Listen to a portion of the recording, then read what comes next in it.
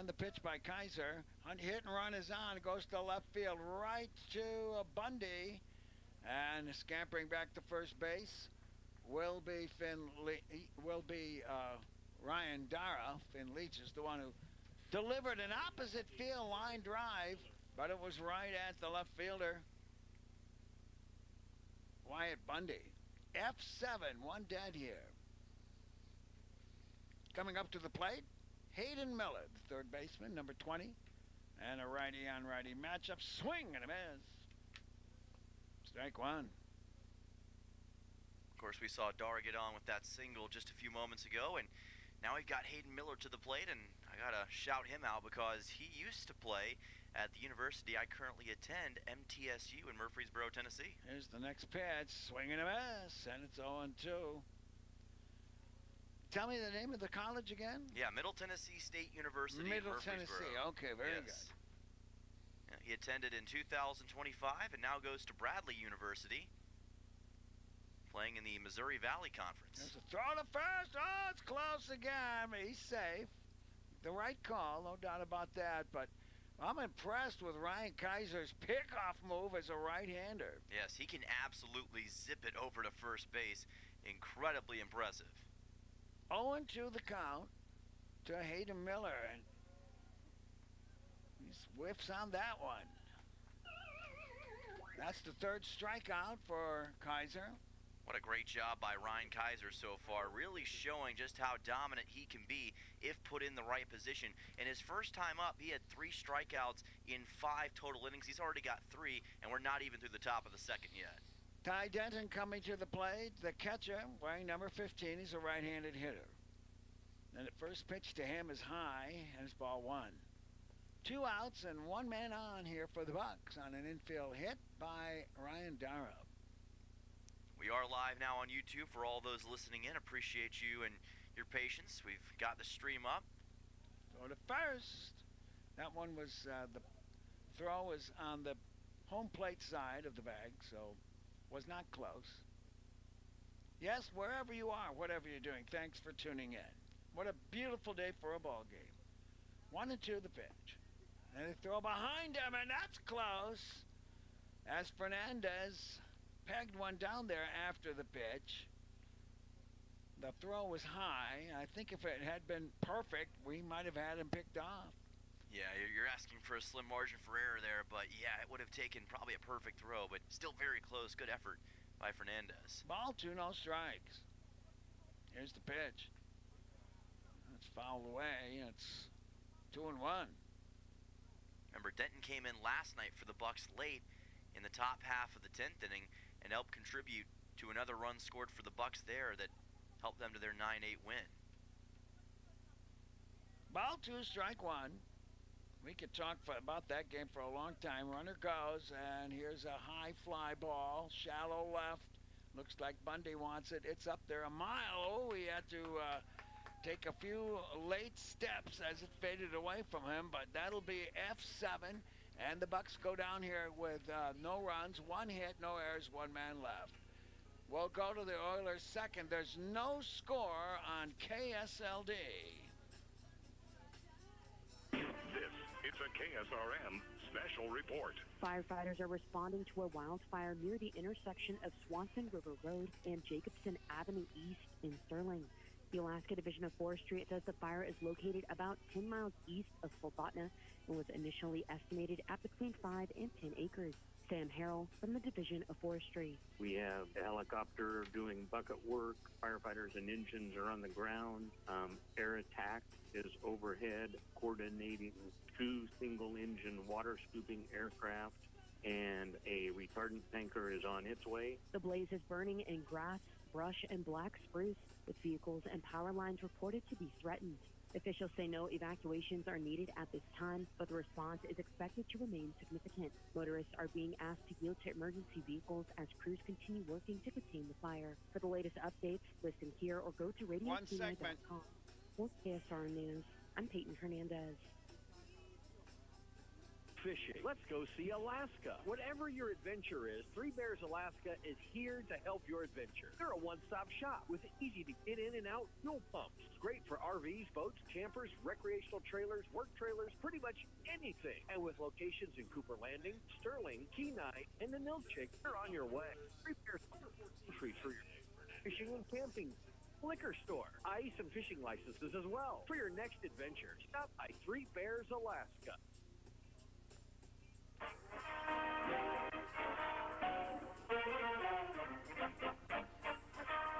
Three Bears, Alaska scoreboard. No score. The Bucs have 2 hits to the Oilers 1. We're in the bottom of second, and the first batter is Isaac Fernandez, the catcher. And the pitch to him is fouled off to the right. Out of play. Fernandez, Holubowski, and Jones. Batters 5, 6, and 7. Due up for the Oilers. I think Fernandez had a pinch hit single last night. He did, and he showed some really good stuff late in that game. Here's the next pitch. That's fouled off to the right again, out of play. That 9-8 game was 5-5 at the end of the ninth, and with the blankety blank automatic runner on second base, both teams, of course, get that advantage, and the Bucs used it to score 4 runs to the Oilers 3 in their half of the 10th. You know, we had the tying run in scoring position. Here's the pitch, bounces in, and it's 1-2. Oh, I wish we could have won that in the ninth. Yeah, very close in the ninth for the Oilers as well. Had a runner very close, I believe, at third base before eventually the Bucs got the final out, but still a heck of an effort to even get it to the 10th. And it's fouled up and over, out of play. Ryan Caruso for the Bucs on the hill, the right-hander. Bucs outfield, standard depth, standard positioning. Same thing with the infield. Ball 1, strike 2 to Isaac Fernandez. Righty on righty matchup. Here's the windup and the pitch. And this one is a fly ball to right field. Didn't have much hang time, but it came pretty close to being perfectly placed for Raymond, Andrew Raymond in right field. That's an F9. Yeah, did a good job to locate that baseball. Like you said, Fernandez got a pretty good handle on it, but just couldn't drop it in soon enough. Raymond able to make the catch thanks to the hang time. Holubowski, the third baseman, at the plate now. Right-hander. And the first pitch to him is a curveball, a dandy, and it's a strike call. Yeah, Holubowski, another guy who came in late for the Oilers as the third baseman, originally as a pinch hitter in last night's game. There's the windup and the pitch, and he hits this one. Fair ball off the third baseman's glove. It's a single.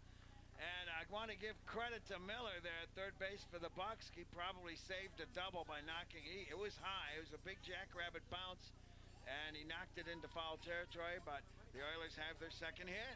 Yeah, give credit to Miller, like you said, for being able to get out in front of that ball, but still a really sharply hit ball by Jack Holubowski on that left side.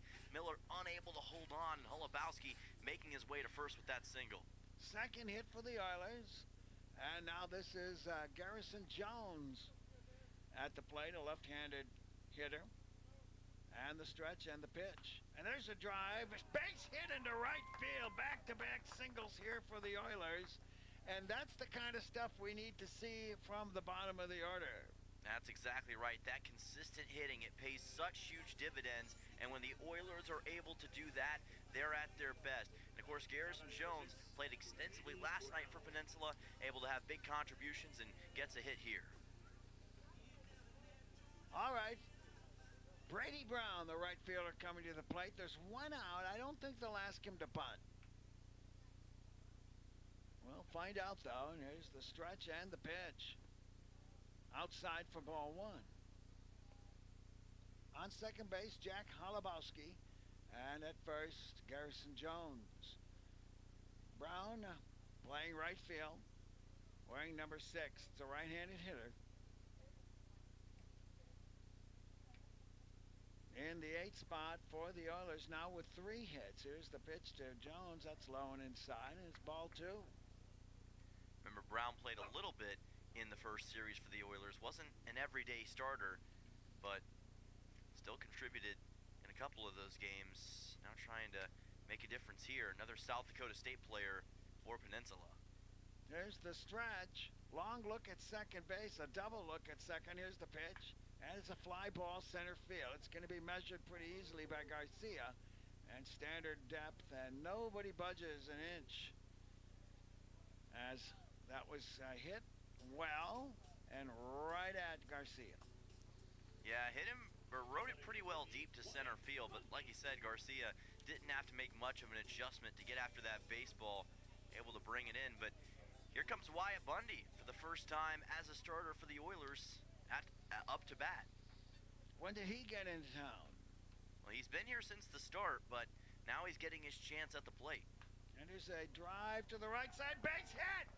They're going to send him to the plate. Here's the throw. It'll be close. He's in, standing up. And number 9 hitter Wyatt Bundy, the first pitch he faces, he picks up a single and an RBI, and the Oilers lead 1-0. What a way for the man from Yavapai College to make a splash, a ground ball through the right side between the 4-3 hole. Wyatt didn't want to waste any time announcing just how good he can be to this Oilers crowd, and that's exactly what he did. Oilers first on the scoreboard tonight, Bob. Well, I'm sorry that we didn't get Jones to third, but he knew what he was doing. And we have runners on first and second. A run is in. 3 singles this inning has produced the run. Here's the leadoff hitter, Cannon, and it's outside for ball 1. He singled in the 5.5 hole to start the game for the Oilers. Yeah, went from the 9 hole last night to the leadoff hitter here. And now trying to make things happen. Ball 1 the count to Shane Cannon. And the pitch, high, ball 2. So the Oilers striking first here, like you were predicting. You predicted this last night that the Oilers would be coming back strong. Yeah, I just felt like after that result last night, they were going to be coming back with a vengeance. Here's the pitch to Cannon. Ball 3. I think they respect what he's been doing. They've shown a lot of that right here in this bottom half of the second so far. All right, ball 3, no strikes. I'd have him take. Here's the stretch. And the pitch. And, of course, it's right down the middle. Now we got a hitter's count. Ball 3, strike 1. On second base, Jones. On first base, Bundy. Here's the stretch. Long set, looks at second and the 3-1. And a shot fouled on the third base side. Full count. 3 singles here in the second inning by batters 6, 7, and 9 have given the Oilers a 1-0 lead. Fun fact about Cannon, he competed on his high school surf team. So in addition to being a great baseball player, he can catch some waves as well. That's interesting to say the least. Ball 3, strike 2. And struck him out on something that was down and away, I think, and that's his first strikeout, and that leaves 2 men on for the Oilers. But in the inning, 1 run on 3 hits. There were no errors and 2 men left. We'll go to the third inning with the score. The Oilers 1 and the Bucs 0. This is the Alaska Baseball League on the ESPN Radio Network. Hello, I'm Marty Hansen, owner and manager of Eyewear Express. Have you ever bought new glasses for your little darling and they're lost or twisted into a figure 8 before you even get home or take that first picture? Well, if you got them at Eyewear Express, we'll replace the frame for free. Let me say that again. If they lose or break the frame, we'll replace it for free. So relax and expect the best from Eyewear Express in the Peninsula Center Mall, Soldotna, 260-9199. Hi, this is Justin Ruffridge. There's nothing like a small town. It's real community. And that's one of the reasons I'm raising my family here. It's also why I own and operate Soldotna Professional Pharmacy, because I believe a small-town pharmacy is where people get the best care. Our customers aren't just customers. You're our friends and neighbors. Stop by at 299 North Binkley in Soldotna for hometown-friendly service. I'm Justin Ruffridge, and I'm here to serve you.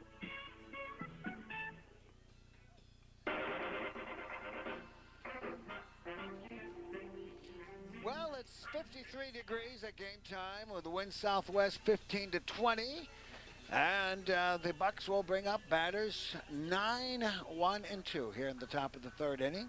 Oilers, with the Three Bears scoreboard, have 1 run, 4 hits, no errors, and 3 men left.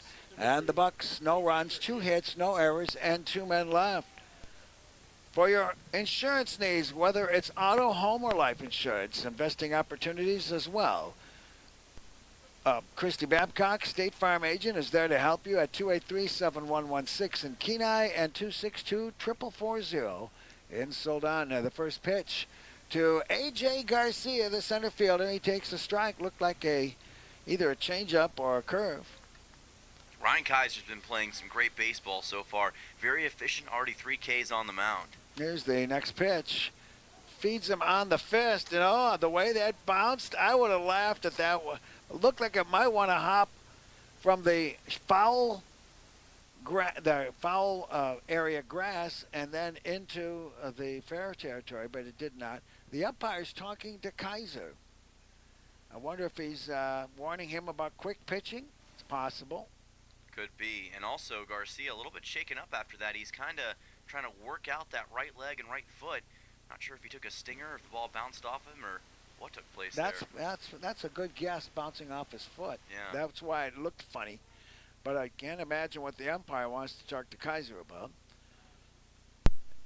We're just underway in the top of 3. Here's the next pitch, and it's a strike 3 called. Wow.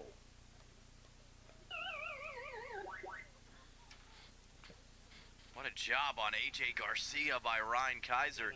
Like I said, he's just looked way more confident on the bump tonight.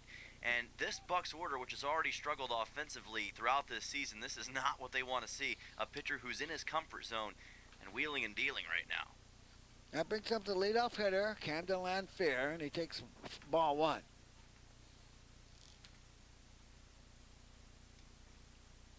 Kaiser has yielded 2 hits, 1 walk, and 4 strikeouts. Here's the pitch to Lanfear, and it's high, and it's ball 2. Lanfear hit the first pitch of the ball game to spoil his no-hitter, and it was an infield hit to the shortstop and deep short. Ball 2, no strikes. And here's a deep fly ball to the gap on left center. This is going to be trouble in River City. It is down, and they fumble it around a little bit, and a solid double. Holy smokes, Lanfear put an electroshock treatment into that ball, and it went to deep left center all the way to the wall. And that's the third hit for the Bucs. Yeah, that was a beauty of an extra base hit, like you said, right into the gap in left center field. Jones did what he could to chase it down, kind of fumbled it around a time or two, then finally got control, but there was no way he was going to be able to get the ball in time to stop Lanfear. Huge double for the Bucs. Andrew Raymond, who walked after Lanfear was picked off of first. Here's the next pitch. It's high and away. Ball 1. And Anchorage is not a team that's built to play from behind, so they're going to be pretty, I would say, motivated to get a run to tie this game up because they're not built in many ways to be a team that can come back from multiple runs. There's the next pitch. Again, it's high and away, and it's ball 2. 1 out, 1 on, and a double, a very commanding double by Camden Lanfear.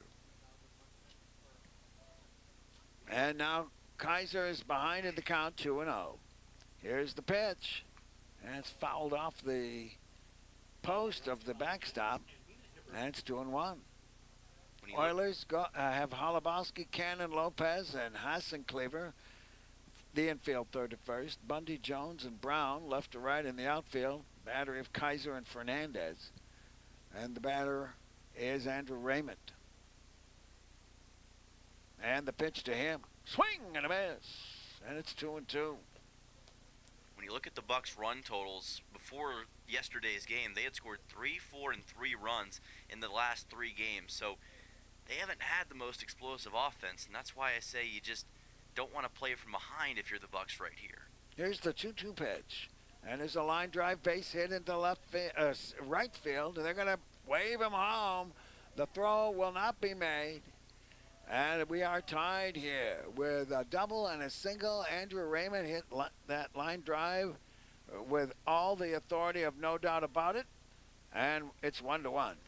Yeah, that was a nice hit right over into right field. Raymond last night had one hit with 3 runs, and he showed you just why he's got one of the best bats on this team with that shot right in front of Brady Brown, the right fielder. So the teams are even on the score and even in hits. And here's Luke Taylor with a runner on first. A run is in and 1 out. Check swing. They call it a ball. Luke Taylor struck out looking in the third. The designated hitter today for the Bucs. Here's the stretch and the pitch. There's a strike at the knees. The DH was controversial when he came out in 1973, maybe 72. It followed on the heels of a miserable batting average of the entire league in 1968. Is the next pitch. This ball is, whoa, just foul. He smoked that down the third base line and just missed the bag. Carl Yastrzemski won the batting title, I think, in 1968 with a 3.01 average. If he had one less hit, that would have been the first time in Major League history that somebody won the batting crown, hitting 299 or under 300. We got a ball, 1 strike, 2 count. And I want to tell you more about the DH here in a minute. There's a throw to first. Ooh, again, that's close. That guy's got a pickoff move. Oh, he does. He's been doing that all night. Of course, we already saw him get 1 runner and almost got Raymond there. Ball 2, strike 2. The pitch to Taylor. And a tap to the, no, that's to the right side. It's another hit as the Bucs have found their way to figure out Kaiser here. That's the 3rd hit of the inning and puts runners on first and second with 1 out and a run in. Yeah, it's almost like the two teams are mirroring each other. Just when the Oilers start to get some ground on Ryan Caruso, we now see that the Bucs starting to get a little bit of ground on Kaiser. And again, it's the ground balls through the right side that's made all the difference so far in this top of the 3rd. That brings up Hank Smith, the first baseman.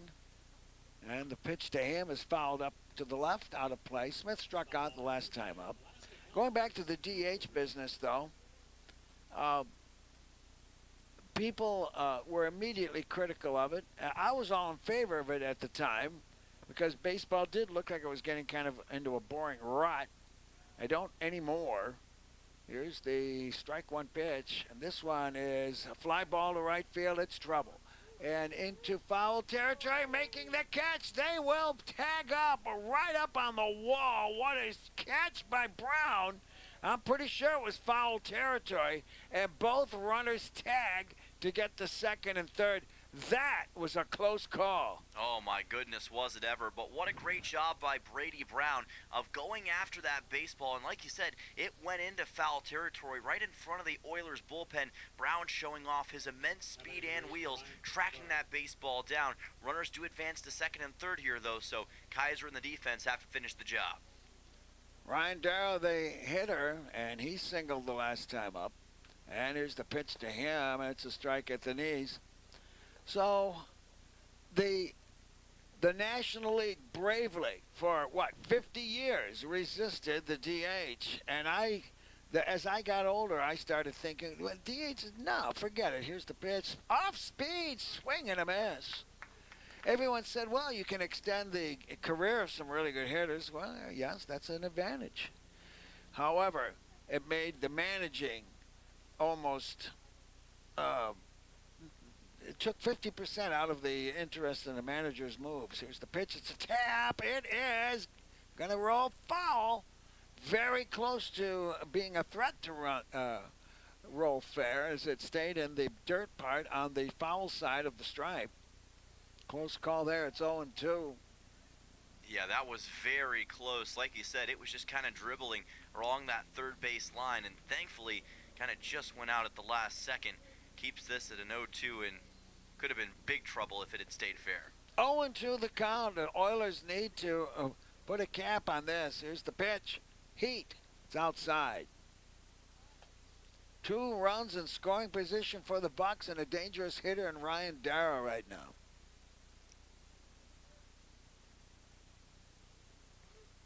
The count is ball 1, strike 2. And Ryan Kaiser with the pitch. It's a tap. This one is going to go foul again. Oh, they're so dangerous. Those little squibs can bleed you to death. Oh, they absolutely can. And like you said, kind of the same exact play as a moment ago. You know, Darrow was one of 2 players for the Bucs yesterday to get multiple RBI, so he is considered one of the best hitters on this team, as it looks like we're going to have Kadem Tharp, the pitching coach, come out to talk to Ryan Kaiser. We'll be back in 30 seconds. This is Oilers Baseball on KSLD. Looking for the tastiest Mexican food in Kenai? Martha's Cocina serves authentic Mexican dishes locals love. Did you say 30 seconds? Yes. Down for the adults. Planning a party or group event? They've got room and catering too. Visit Martha's Cocina next to Kenai Cinemas on Willow Street. And don't forget their sister location, Acapulco Mexican Restaurant in Soldotna. Call 907-335-1525 today. Probably some advice about this hitter, Ryan Darrow. Ball 1, strike 2. The Oilers want to get out of this inning with no more damage. We're tied at 1. Here's the pitch. It's off speed, and this one is to the third baseman. He fumbles it, and that's just enough to get the run across and make the runner safe. It was a slow roller. Holubowski went to the backhand. E5, in my opinion.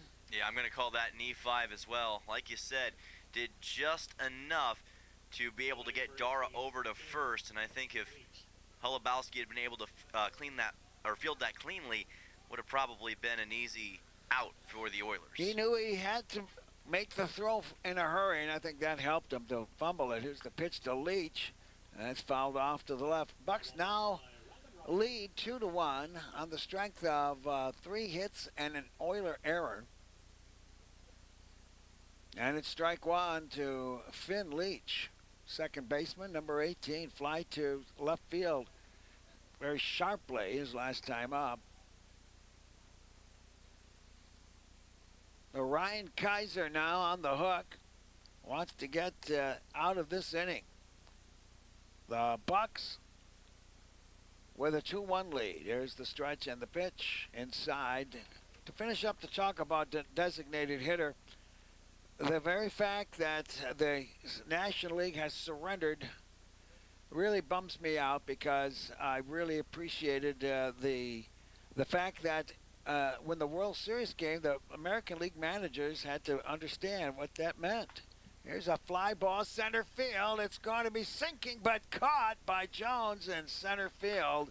Again, when they're hit right at you, you can somehow misjudge their distance, but he got it, and that retires the side on an F8 in the inning. 2 runs on 1, 2, 3 hits, an error, and 2 men left. We'll go to the Oilers third. The score is the Bucs 2 and the Oilers 1. This is Oilers Baseball on KSLD.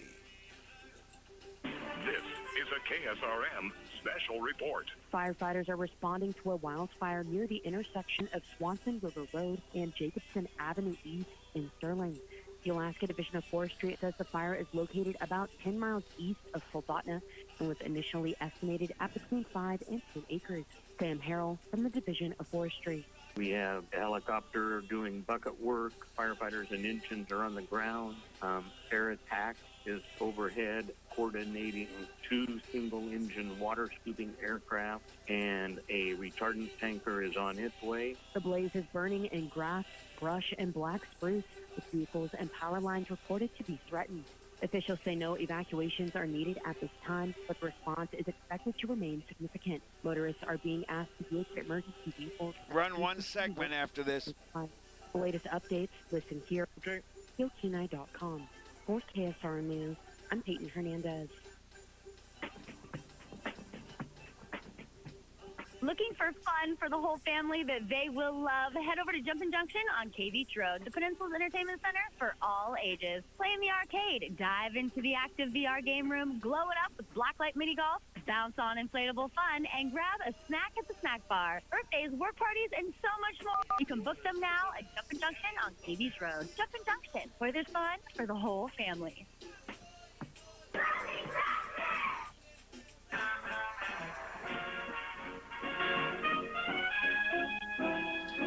And the windup and the first pitch is outside for ball one to Sammy Lopez, who grounded sharply to the first baseman his first time up in the first inning. Here's the windup and the next pitch, and it's low, and it's ball two. Three Bears Alaska scoreboard. The Bucs have 2 runs, 4 hits, no errors, 4 men left on base. And the Oilers 1 run, 4 hits, 1 error, and 3 men left on base. Ball two, no strikes to the second baseman, Sammy Lopez. It's low and away, and it's 3-0. You know, Sammy's a guy that just gets better and better as this season moves forward, both defensively and offensively. He's taken a huge step forward. We saw it again last night. And here's the pitch. Checks his swing. It's ball 4. State Farm agent Christy Babcock suggests that you start the next inning of your life with the top insurance team. Give her a call at 7116 in Kenai and 4440 in Soldana. You know the prefixes already. So we have a leadoff runner here we're in the 4th inning. Is that correct? Bottom of the 3rd. We're in the bottom of the 3rd. I've charted something wrong here. I got it now. And the next batter for the Oilers takes high and tight, and that is Luke Lusky. He lined the shortstop the last time up. Played DH for South Dakota State this past season. One of the best hitters in the entire Summit League, and of course in the lineup tonight also as the DH. So he's in a spot in which he feels comfortable, and the senior from Green Isle, Minnesota has emerged as a great hitter for the Oilers so far. DHing tonight. There you go.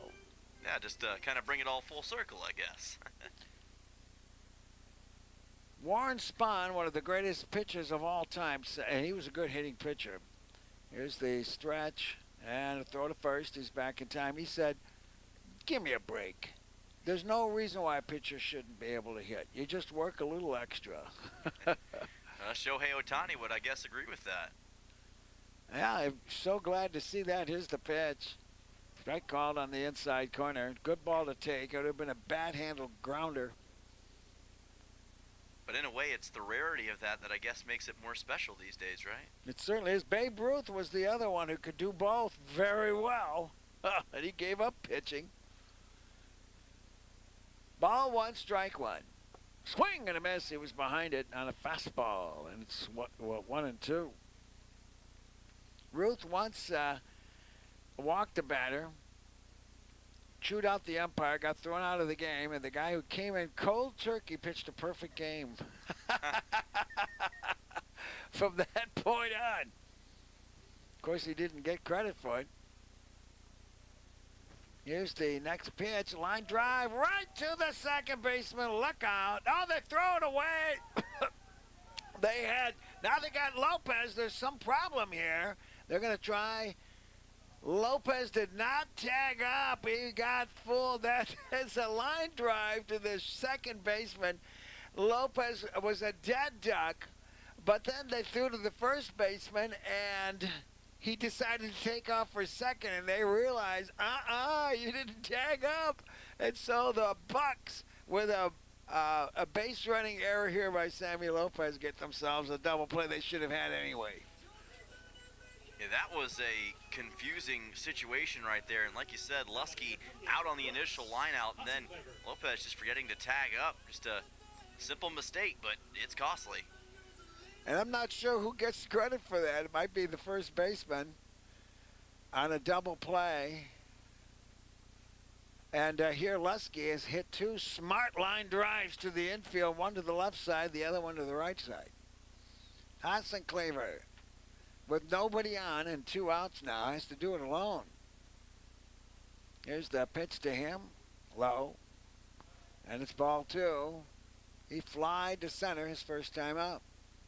Yeah, I'm going to call that a double play, and I will give the first baseman, Smith, credit for that out. But I'm willing to hear some appeals on that one if you have a different Here's opinion. the next pitch. And I'll tell you what, Leach at second base is real happy about that because he won't be charged with an error. Yes. Ball 2, strike 1. As Hassan Cleaver whiffed at one about letter high. Here's the 2-1 pitch. Low and away, 3-1.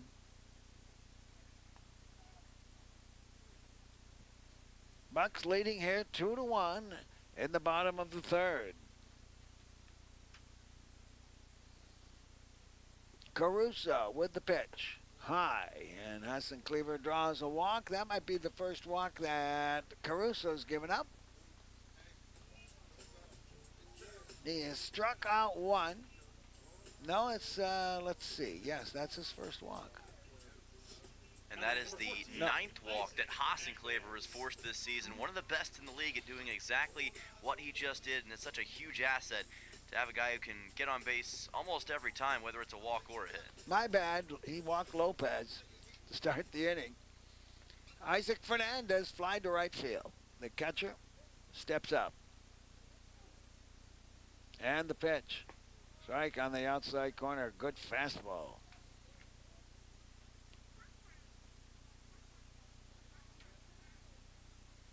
Shortstop. Lanfear. A little bit to the left, shading towards third base. Here's the pitch. And here's a hot shot into right field. And Fernandez gets the Oilers' fifth hit. 5th hit, yes, and it was a great hit into right field. Kind of curved almost in its trajectory, and Raymond, no way he was going to be able to get to it in time. Great hit by Fernandez, who's improved a lot like Lopez more and more as this season has gone on. Runners at first and second now for the Oilers, tying run and scoring position. Holubowski coming to the plate. The Oilers, bottom of the order, did the work to blossom their first run. Here's the pitch to Holubowski. Curveball misses outside for ball 1. Here's where Caruso is going to have to be really careful with Holubowski and Hassan Cleaver already being so close at second. You don't want to give the Oilers a lot of momentum here, especially with 2 outs. Yes, I want you to. Well, we want them to. Yeah, here's the pitch. They pitch. don't want that. And a strike is called. It's 1-1. On second base is Hassan Cleaver. At first is Fernandez.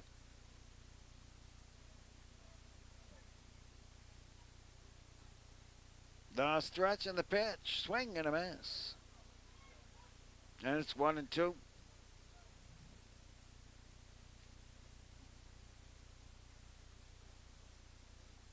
Stepping in now. And a ball, 1 strike, 2 count to Jack Holubowski.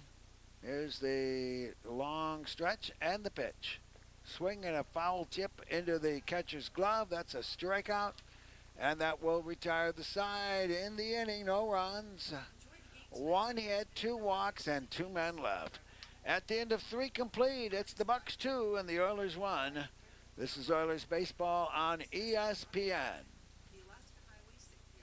I was told if you can sing it, you can remember. So I want to try this. First, if you ever need a tow truck for any reason, I want you to remember. Hey, Bob. Yes. Matt is making the wildfire break a little bit longer, so it'll be 1:30 here pretty soon. I'm supposed to play it after every other break. That's fine. Okay. Much. Genoir Towing, 394-6068. Play ball! Bear Bucks is making savings easier than ever with new promotions that give you discounts no matter how much you spend. Enter your phone number at checkout to unlock active deals and rewards every time you shop. Not a member? No problem. Just scan the QR code in store and sign up in seconds. Start earning rewards at just $5 and get double rewards when you spend $50 or more. Don't miss out. Your rewards are taxed right on your receipt. Easy to use in the app. Bear Bucks. More savings, more rewards every time you shop.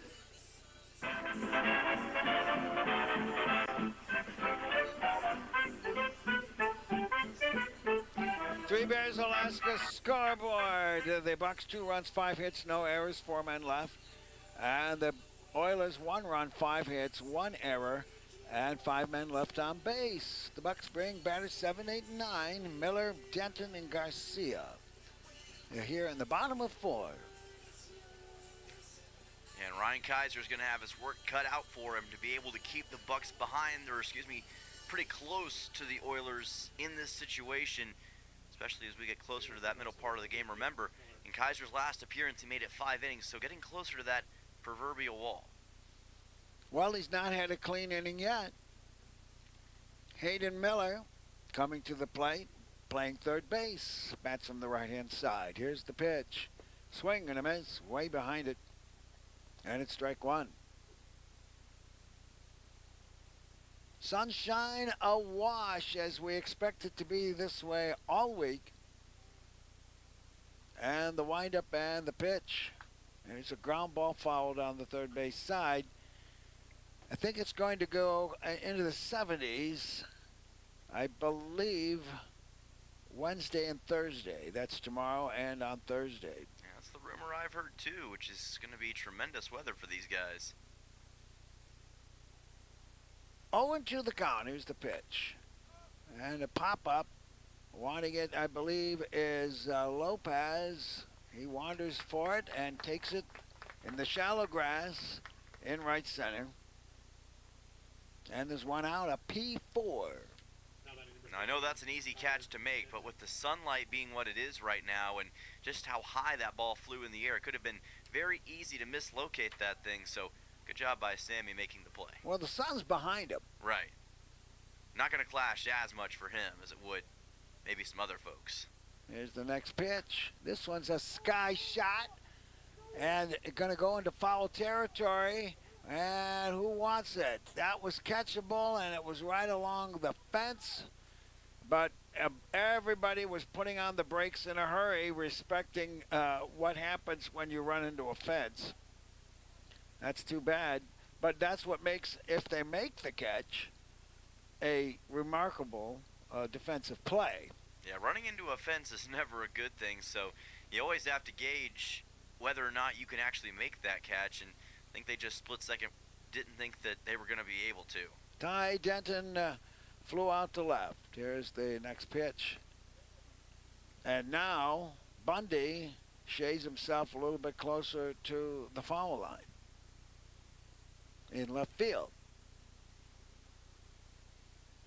One out, nobody on here for the Bucs. They lead 2-1. Here's the windup and the pitch.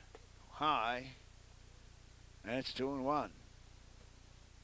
Holubowski at third, Cannon at short, Lopez at second, and Hassan Cleaver at first. Bundy's in left, Jones in center, Brown in right field. Fernandez behind the dish. Ball 2, strike 1. Here's the windup and the pitch. Misses outside, and it's 3-1. Ty Denton doing a pretty good job of working this count. This is where Kaiser is probably going to have to narrow in on that strike zone with a 3-1 coming up. Don't want to give the Bucs any kind of momentum here. Here it comes. Ball 4. That will be one walk, his second walk yielded with 1 out. That shows what happens when you can't get that foul ball. They've got a base runner with 1 out. And A.J. Garcia is coming to the plate. He struck out looking his first time up. Garcia bats from the left-hand side. And he plays center field. We'll see about that pickoff move. Here's a swing and a miss. That's getting ahead of the batter. Strike 1 the count. Bucs got 2 runs in the third. The Oilers 1 run in the second. We're in the top of 4. Here's the pitch. Oh, how did that miss? Yeah, just outside on the breaking ball for Kaiser that time. Wanted to paint the outside corner. Remember, he's going against a lefty batter in this situation, so don't blame him for trying to get it in, just couldn't. Ball 1, strike 1. Here it comes. And a fly ball left field, going to be trouble. It is caught on the run by Bundy. Oh, my goodness, on a full sprint. He caught it chest high. And there's 2 dead. Well, this is our first chance today to see Wyatt Bundy in action in the outfield. And like you said, he did a great job of running up to that baseball and being able to make the catch on the run. Not an easy thing to do sometimes, but Bundy able to secure it. Camden Lamphere, he's poison. He's 2 for 2 with a single and a double and a run scored. Here's the first pitch. He'll foul this one off, and it's strike 1. He got a single in the first inning and then picked off, which we've been commenting on Kaiser's great move for a right-hander, and he's made a couple of close pickoff attempts with other runners. Maybe 6 of them have been close. There's a strike on the outside corner, and it's 0-2. Yeah, it would be big to get out here on Lamphere and stop any sort of generation that the Bucs offense could have in this spot. Lamphere, of course, came into the weekend, or came into the series tied for the team lead in hits. Here's the pitch. Swing and a miss. That retires the side. Nice call, Dylan. And that will erase the Bucs here in the 4th. There were no runs, no hits, a walk, and 1 man left. Let's go to the 4th with the score. The Bucs 2, the Oilers 1. This is ESPN 1140 on 96.9 FM. This is a KSRM special report. Firefighters are battling the Grand View fire near Swanson River Road and Jacobson Avenue East in Sterling. Fire officials say the wildfire has expanded from an initial estimate of 5 to 10 acres to approximately 30 acres as crews work to contain the blaze. Sam Harrell with the Division of Forestry. The winds are very light and variable, and so it's not really being pushed by the wind, but it's still actively burning. Air Resources remain heavily involved with a tanker making retardant drops, water scooping aircraft conducting operations, and an additional helicopter responding from Fairbanks. On the ground, firefighters are being joined by the Pioneer Peak Hotshot crew, while bulldozers are constructing containment lines around the fire. Wildfire has also caused a major power outage affecting more than 3,400 HEA utility members in the Sterling and area after power lines were de-energized to support firefighting efforts.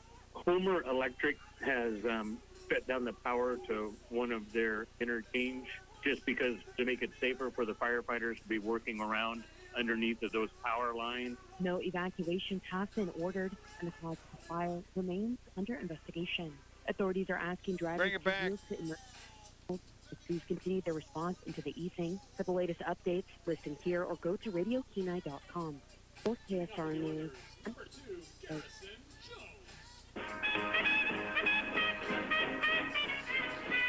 And KSRM News keeping you up to date, and especially with 3,400 customers without power.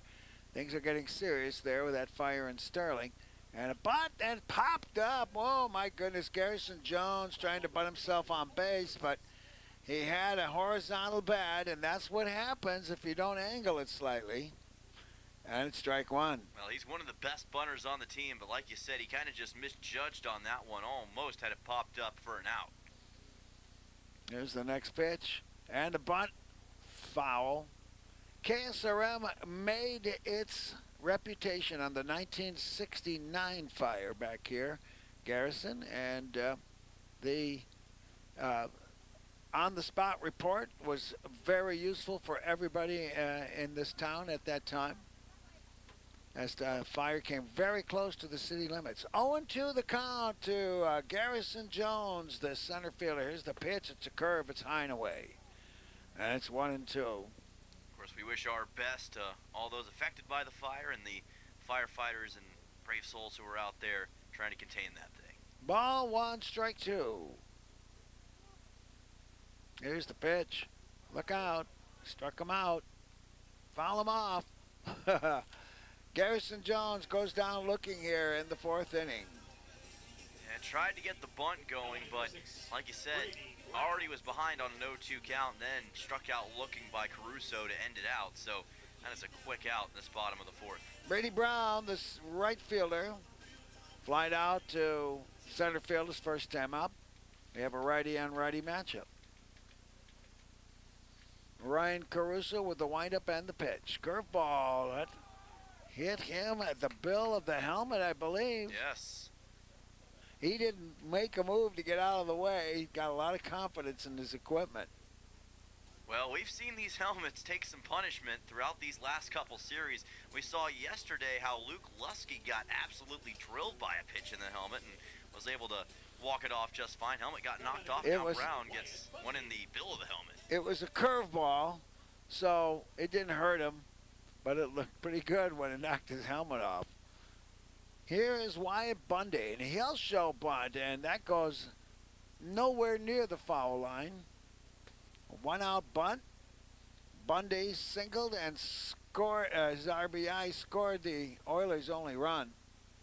Oilers really emphasizing small ball here in this bottom half of the fourth inning so far. Well, let's see what he does here. Wyatt Bundy, the left fielder. And the pitch to him. Inside, gets away. That's a passed ball. And roaring around second, he had a big rounding of the base. And that will go to the backstop.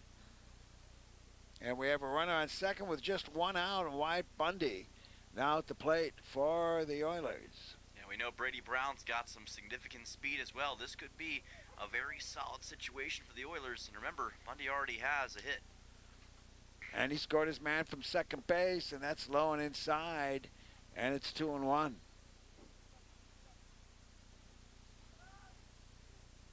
Ball two, strike one. Brady Brown with a hit by a pitch and a pass ball has got a generous lead at second base. And here's the pitch. Swing and a miss behind it. Good fastball, and it was low. And it's 2-2. Good pitch to take a cut at. Ball two, strike two. Long set, checks the runner at second twice. The pitch, strike three called. Ouchie, ouchie.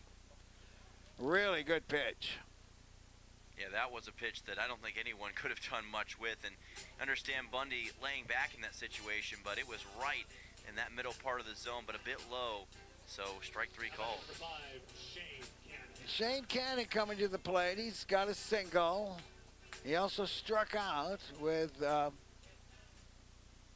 in the second inning, so he's got a chance here to do something with that runner on second base and tie this score.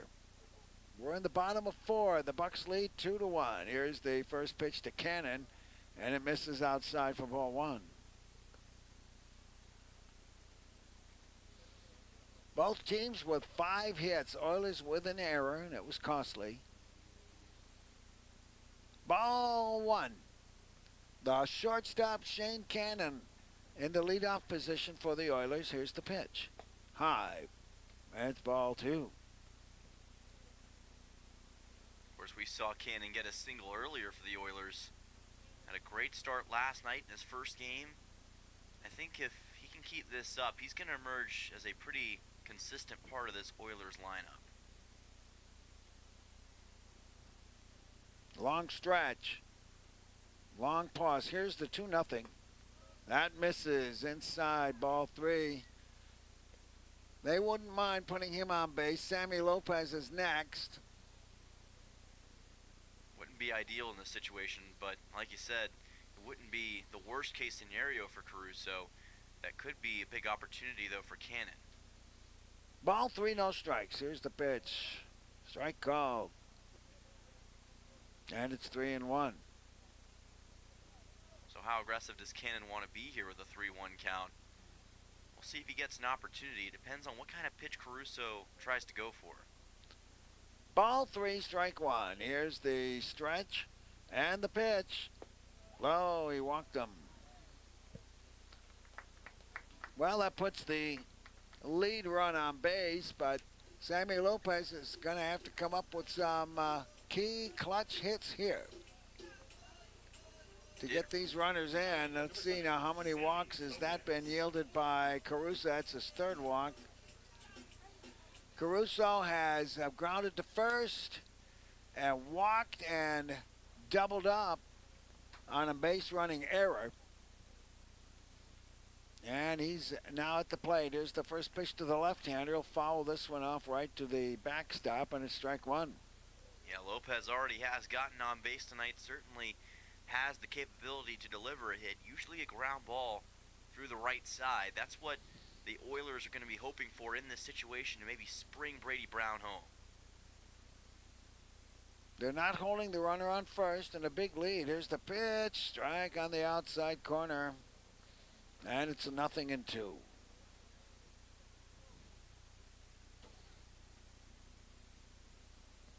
Sliding mittens on the hands of Shane Cannon at first base, but he's not the lead runner. An 0-2 count, and the pitch to Lopez. And a ground ball right to the shortstop. He'll get to second base, and they call him out. It was very, very close. The run would not have scored if they called him safe. Let's get your comments on that, Dylan. Yeah, that was very close at second base. You saw Lanfear move over to make the play at the bag, and just as Cannon slid in, got there beforehand, and yeah, that was a close one. All right, in the inning, no runs. There were no hits, a walk and a hit batter, a passed ball, and 2 men left on base. At the end of 4 complete, it's the Bucs 2 and the Oilers 1. This is KSLD 1140 on the ESPN Radio Network.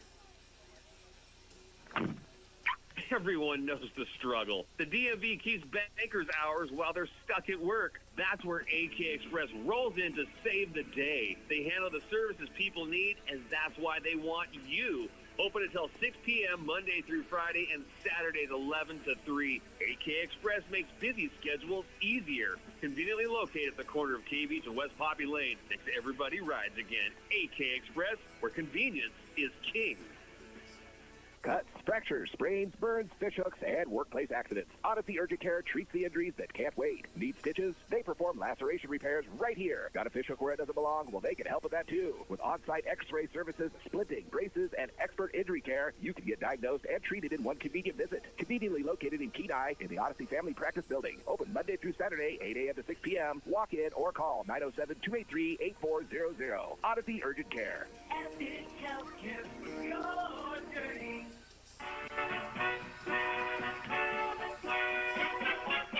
We're going to the top of the 5th with the Bucs 2 runs, 5 hits, no errors. They've stranded 5. The Oilers 1 run, 5 hits, 1 error with 7 men left. That's a very significant statistic.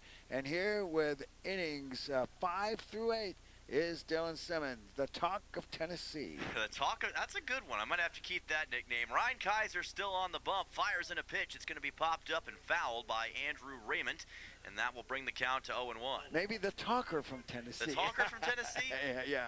Well, you know, Jimmy Hart was a professional wrestling manager, and he was called the Mouth of the South. So that was one of my favorite nicknames growing up. But I like that, the talker from Tennessee. I'll have to see if I can get that one going.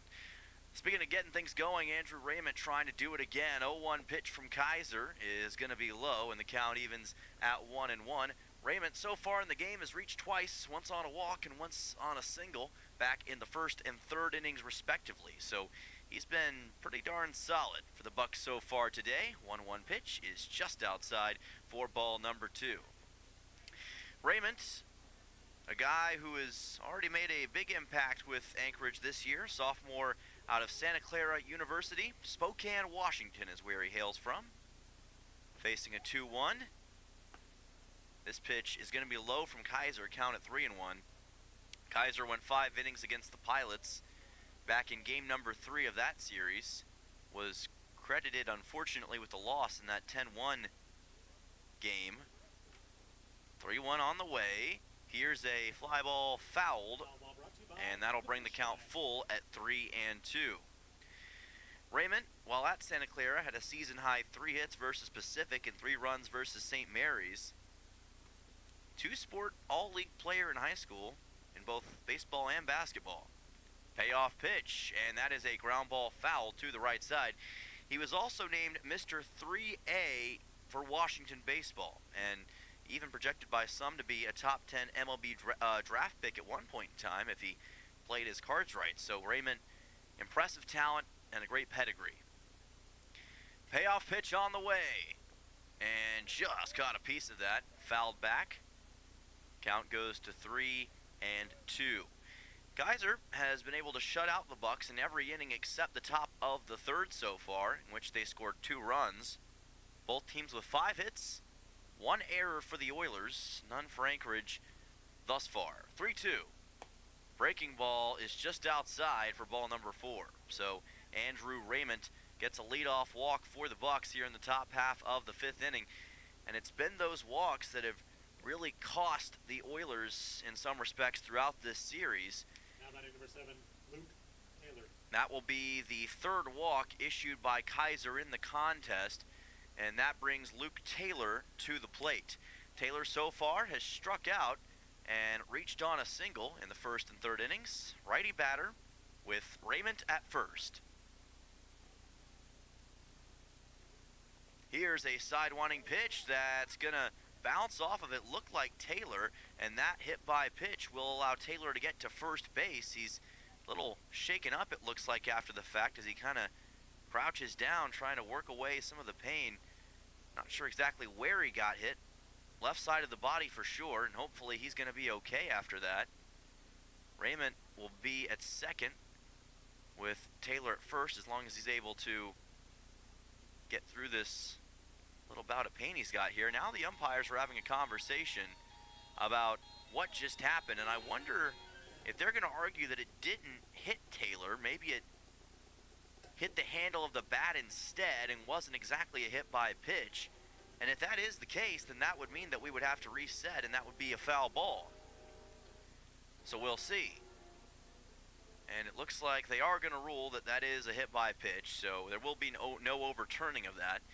Taylor will make his way over to first with Raymond at second, but always good to have a conversation just to be safe in that scenario. That'll bring Hank Smith on for Anchorage. Just like that, 2 runners on base. There is action in the Oilers bullpen right now. We'll keep a close eye on that to see if and when they want to make a substitution for Ryan Kaiser, with the Oilers down 2-1 on the Three Bears Alaska scoreboard. Big inning for the Oilers here in this game. They've been playing from behind virtually this entire series against the Bucs. We're down pretty much the entire game last night, and in this one had a 1-0 lead briefly. As this pitch is upstairs against Smith, count goes to 1-0. Otherwise, the Bucs have led pretty much the whole way, and they've always been able to find some measure of success against the Pilots for whatever reason. It's been a tough matchup from that standpoint historically. 1-0 pitch, as this is going to be popped up and fouled back on the left side. Count goes to 1-1, but the Oilers 4-2, still on top of the Alaska Baseball League standings. Bucs at 2-4 overall, trying to make their way back up into contention after a rough start to the season. And with a 3-4 record, if they can win tonight, that'll certainly help their case. So 1-1 coming up for Hank Smith. Kaiser delivers, and his breaking ball misses low and a bit inside. Counts 2-1. Andrew Raymond reached on a walk just a few moments ago, with Luke Taylor reaching on a hit by pitch. And now Hank Smith trying to get the first hit of this top half of the 5th inning, the cleanup man in the order. Can't I leave the booth without you getting men on base? Unfortunately, it seems like it works on both sides, as that's a looking strike. Count goes to 2-2. For whatever reason, guys get on base whenever I'm on the call, no matter which team it is. Hopefully, though, Kaiser will be able to shut this down in short order. 2-2 pitch coming up. Just mentioned there's a little bit of action in the Oilers bullpen, as that's going to be a fly ball deep to right field, back towards the wall, and this one is going to be fouled. Boy, it had a lot of distance on it, but the count stays at 2-2, Bob. That might have hit the double wall Red Line Sports just to the right of the foul pole. So that was a home run shot. And now Kaiser can swallow his heart back down. Yeah, we'll call that a home run foul. Hank Smith to the plate. Thankfully, it doesn't count for a hit in this situation and doesn't put runs on the scoreboard. 2-2 pitch. And that is high for ball 3. There's action in the Oiler bullpen. A right-hander is up. Count will be at 3-2 here Hank Smith, so far, has struck out and flew a ball out to right field. First baseman for Anchorage. Payoff pitch from Kaiser. And this one is fouled on the left side on another fly ball. Count stays at 3-2. Lefty batter here is Hank Smith. Lefty batters statistically in this series for the Bucs have had a little bit more success against Oilers pitchers. 3-2 again, and Kaiser places it too high, ball 4, and that is the third straight runner on base for the Bucs without a hit. Base is loaded for Anchorage, and it looks like we'll see Caden Tharp make his way out of the dugout to talk to Ryan Kaiser. Probably going to see if he can finish the inning, at least for the moment. We'll take a 30-second timeout and be right back here on KSLD. Don't go anywhere. Cuts, fractures, sprains, burns, fishhooks, and workplace accidents. Odyssey Urgent Care treats the injuries that can't wait. Need stitches? They perform laceration repairs right here. Got a fishhook where it doesn't belong? Well, they can help with that too. With on-site x-ray services, splinting, braces, and expert injury care, you can get diagnosed and treated in one convenient visit. Conveniently located in Kenai in the Odyssey Family Practice Building. Open Monday through Saturday, 8 a.m. to 6 p.m. Walk in or call 907-283-8400. Odyssey Urgent Care.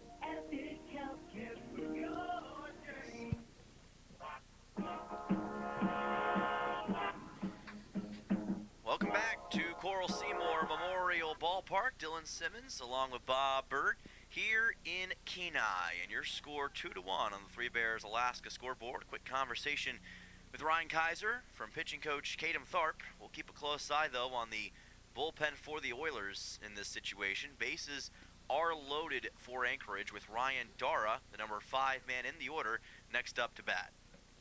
Middle infielders at double play depth, and the corners are in tight.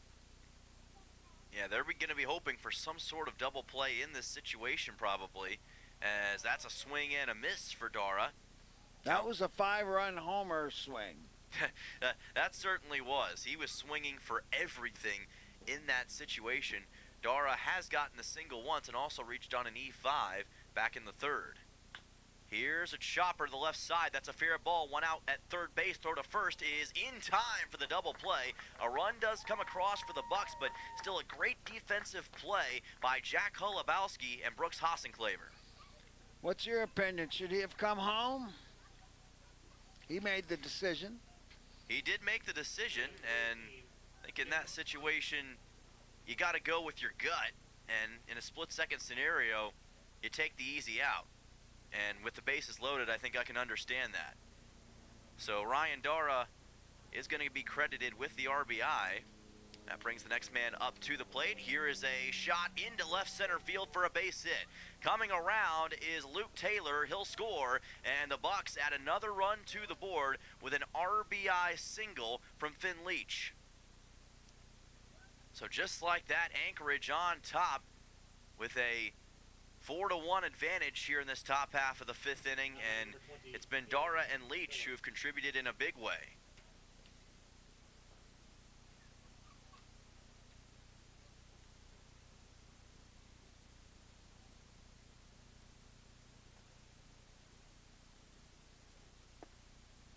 This pitch coming in against Hayden Miller is going to miss for ball number 1. Count goes to 1-0. There is just one runner aboard, and it is Leach over at first base.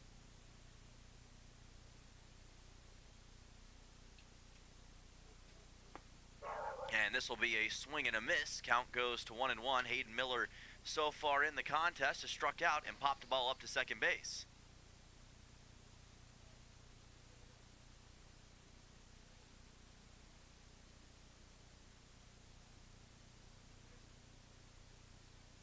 So here comes the 1-1 on Miller, and that ball is going to be popped up on the right side towards the Oilers dugout. It's not going to be catchable as it bounces off the bleachers. Count goes to 1-2. Well, Raymond scored. Luke Taylor, who was hit by a pitch, he has scored.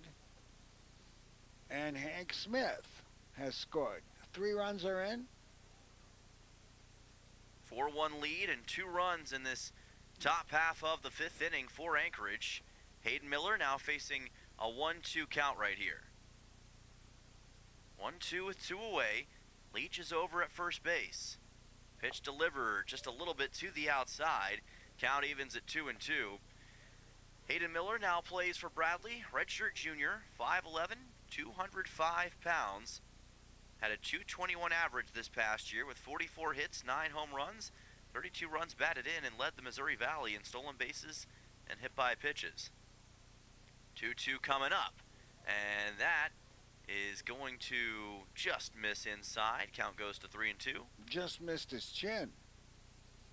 Yeah, it was a little bit closer to Miller than it was the strike zone, but hey, we've seen zones be interpreted differently in this series, so some umpires may think that was just inside. 3-2. Here is a line shot into center field for a base hit.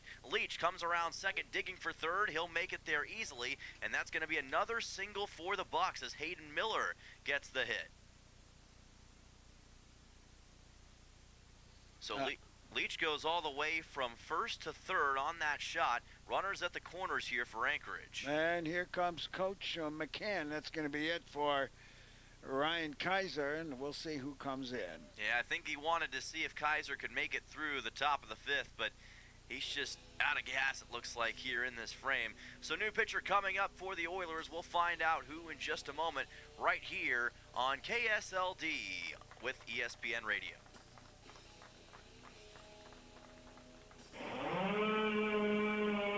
Hazardous trees are such a problem here on the Kenai Peninsula, but they have to be handled, and the place to call is AK Tree Solutions. With many years of experience in residential hazardous tree removal, they offer guaranteed customer satisfaction, and they're very accommodating. AK Tree Solutions also offers tree pruning, and they're licensed and insured. Get those hazardous trees off your property today. Call AK Tree Solutions, 907-398-2903. That's 907-398-2903.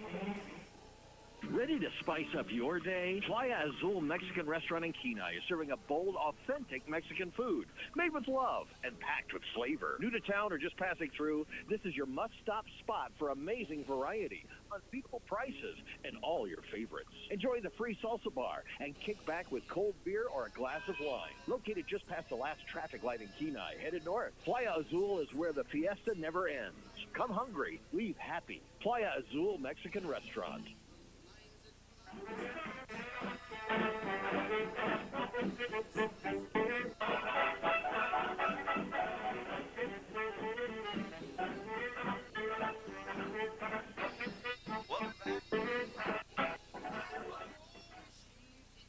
Welcome back. This is Oilers baseball here on KSLD.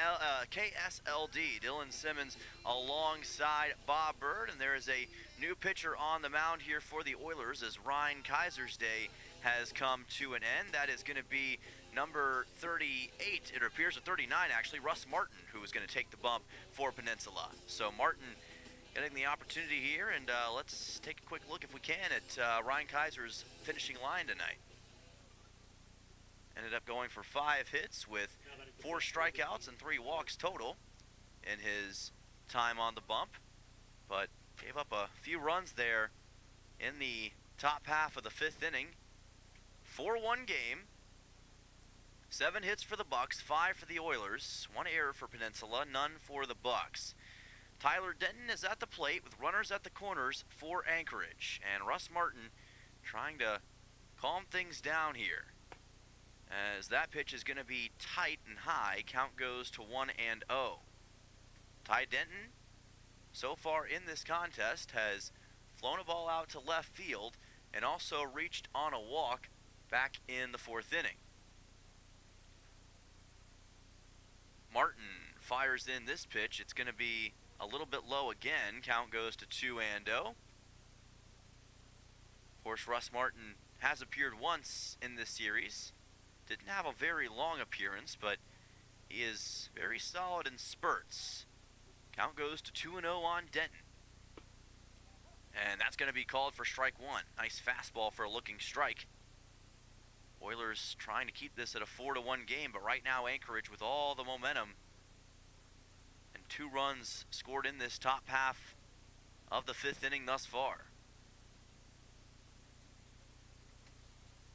2-1 count coming up. Here's a chopper to the left side. That's a fair ball. Holubowski fields it, throws on to first. Long way to go, but got it there in time for the 5-3. And that will end the top half of the 5th inning. So 2 men will be left on base for the Bucs, and they get 2 runs, 2 hits, no errors, and 2 left on base in the top half of the 5th inning.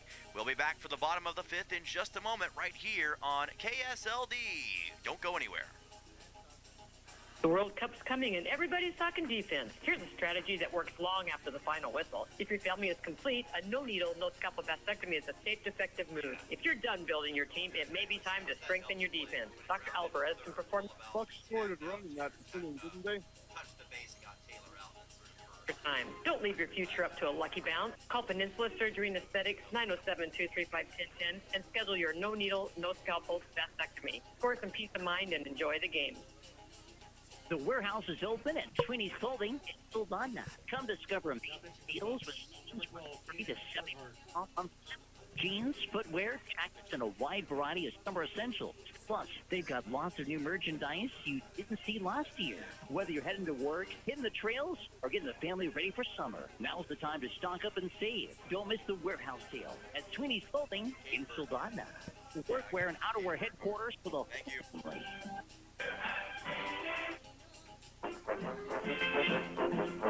Welcome back. This is Oilers baseball on KSLD. Dylan Simmons and Bob Bird joining you for the bottom half of the 5th inning. Bucs put 2 runs on the scoreboard in that top half of the 5th. New pitcher on the mound for Anchorage is Caden Burkhardt. We saw last night how the Bucs bullpen was tested, so this is going to be a pretty interesting situation for the Oilers to deal with. Final line on Ryan Caruso. 4 2/3 innings, gave up 4 runs, 7 hits, struck out 4, walked 3, hit 1. Yep, that's for Ryan Kaiser's final line, and for Caruso ends up with 1 run and 5 hits given up, 1 strikeout, 3 base on balls, and 1 hit by pitch to close things out. Those are the 2 starting pitchers for both sides, and we'll see what Caden Burkhardt can do in this bottom half of the 5th as the Oilers look to make a comeback effort.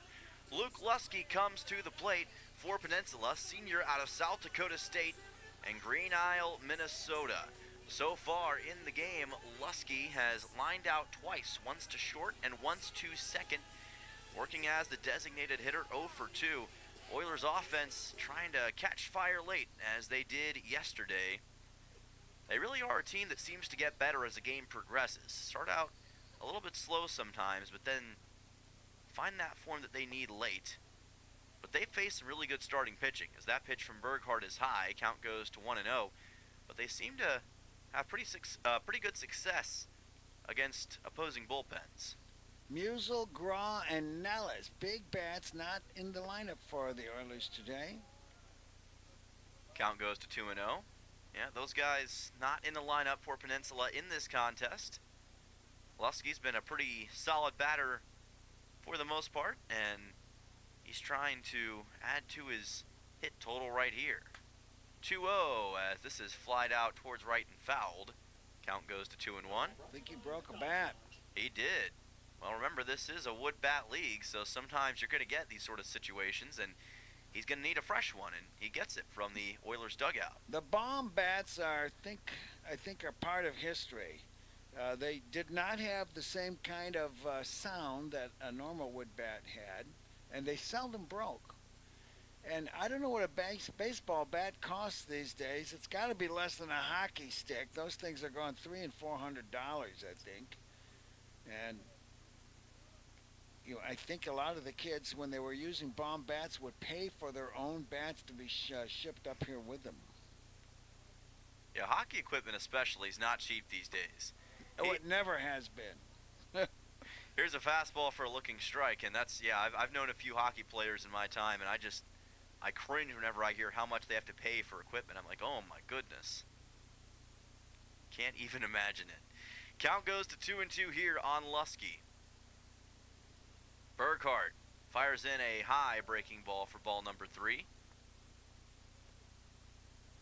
Of course, here in Alaska, it's, I say, much more of a hockey hotbed than Tennessee is, at least to some degree.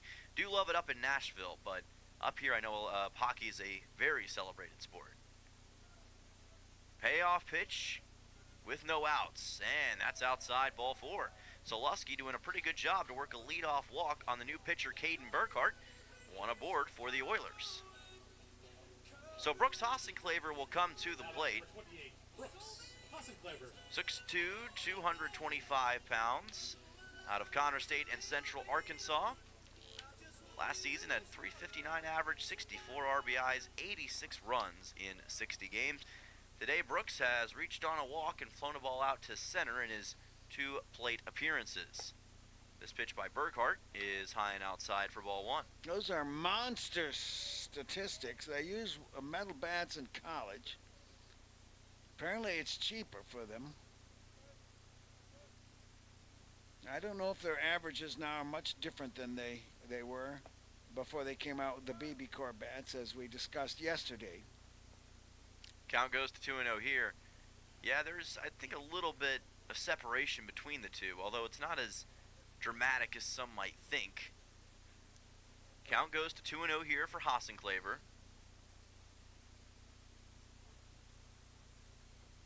And that is well to the inside. Count goes to 3-0, as I think that was a seagull that was making that squeaking noise in the distance as it flew overhead.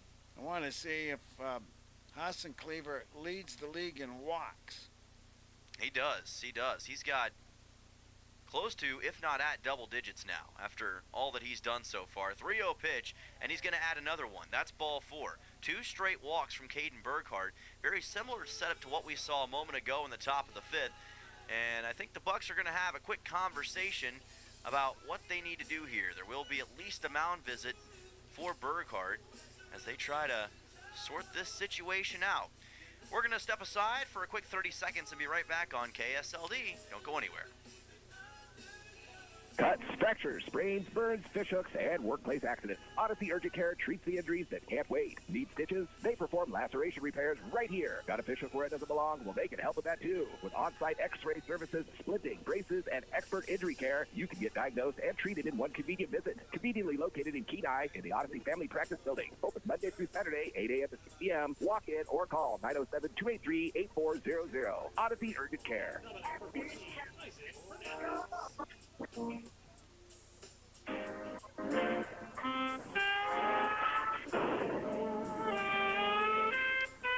Bottom half of the 5th inning here at Coral Seymour Memorial Ballpark. Dylan Simmons, Bob Bird in the bottom half of the 5th inning.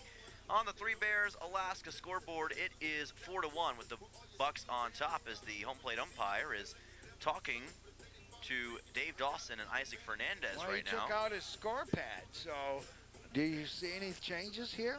Well, I'm looking around, and unless there's a pinch runner at second, which I don't see, well, Hossenclaver's at first, and Fernandez is at home, so everything looks normal as best I can tell, unless I'm just really not seeing something at the moment. I'll keep a close eye on it, but as of right now, everything looks the way it's supposed to. Pitch on the way to Fernandez is going to come in a little bit high. Caden Burkhart still on the mound. Bucs had a quick discussion with him a moment ago, probably saying, hey, target the strike zone, stop pitching away from these guys as they try to keep the Oilers behind them. Tying run is at the plate here in the bottom half of the 5th inning as the Oilers look for a response. And that's a looking strike that paints the outside corner against Fernandez. Counts at 1-1. I think he was waiting till he got a strike. Now he's getting signals from the third base coach. Fernandez has flown a ball out to right and reached on a single back in the 2nd and 3rd innings respectively. 1-1 pitch coming up. Look for a bunt. Over at second, Lusky got a pretty good leadoff and pulled back to the bag after faking like he was going to take off as that pitch comes in high. And yeah, Fernandez did show a bunt for a moment. Count goes to 2-1. Wouldn't be shocked to see that in this spot, but you got to be careful with Lusky going for third in that situation. So it'd have to be a really solid bunt from Fernandez, but we've seen the Oilers be able to pull it off before. 2-1 pitch coming up. Delivered by Burkhart, and that's inside for ball 3. Did not show bunt that time. No, he decided to not go for the bunt, maybe banking on forcing a walk in this spot, which would load the bases with no outs, and then at that situation, you're in a way playing with house money, assuming you can avoid a ground ball that results in a double play. 3-1 pitch coming up from Caden Burghardt. Runners take off. Here's a ground ball that is gobbled up by the first baseman, and Fernandez gets all the way to first base. Boy, there was some miscommunication there. I think that Smith was expecting Burghardt to be over at first base. He wasn't, and the bases are juiced for the Oilers. A hit-and-run play and definitely a mistake by the pitcher, Caden Burkhardt, who did not cover first, and the first baseman, Smith, had to field way to his right, so he could not beat the man, Fernandez, to the bag. So that is an infield single, bases loaded, nobody out.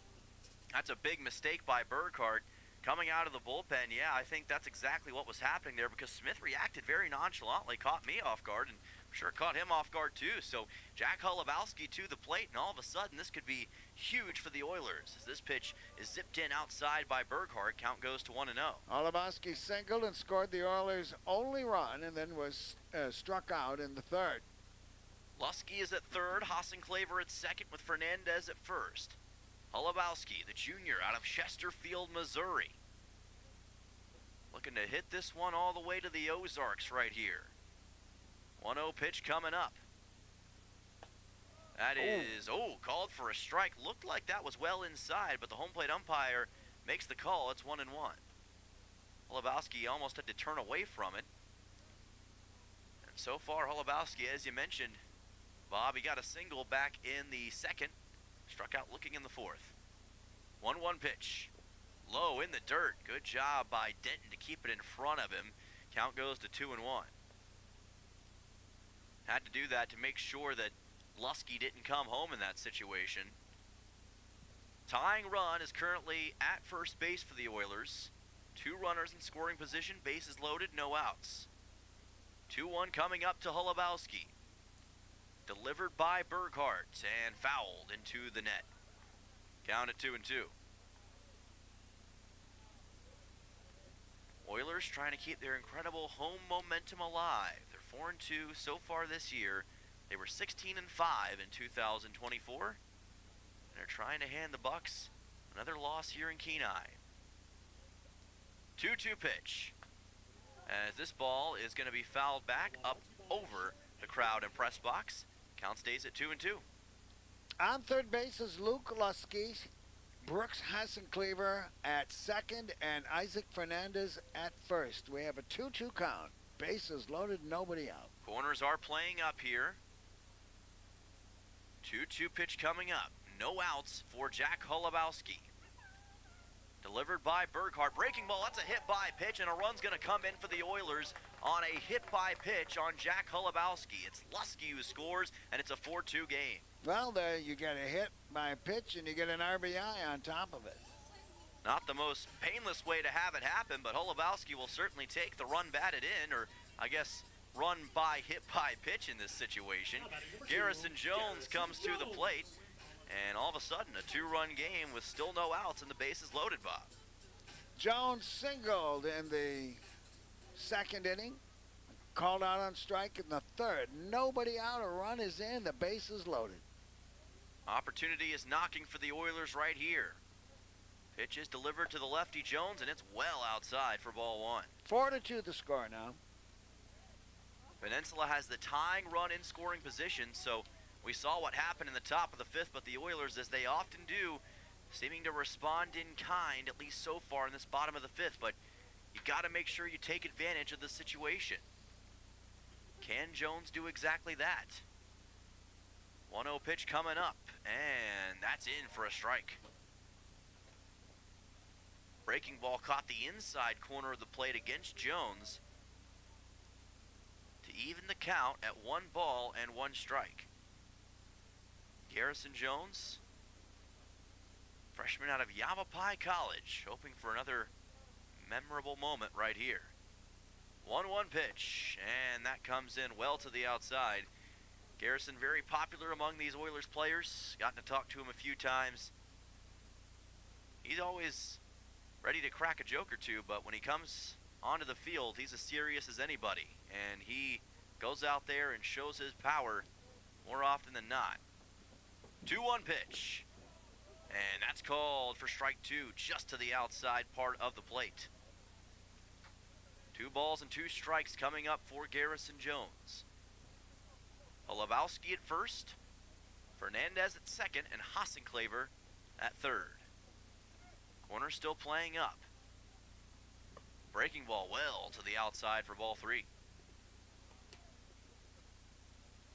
Payoff pitch coming up for Jones. Number 5 batting average on Yavapai this past season. Top half of the team in most offensive categories at .312 for Yavapai. 29 hits and 24 RBIs. Big pitch coming up here. Might be the most important one of the game. Very well could be.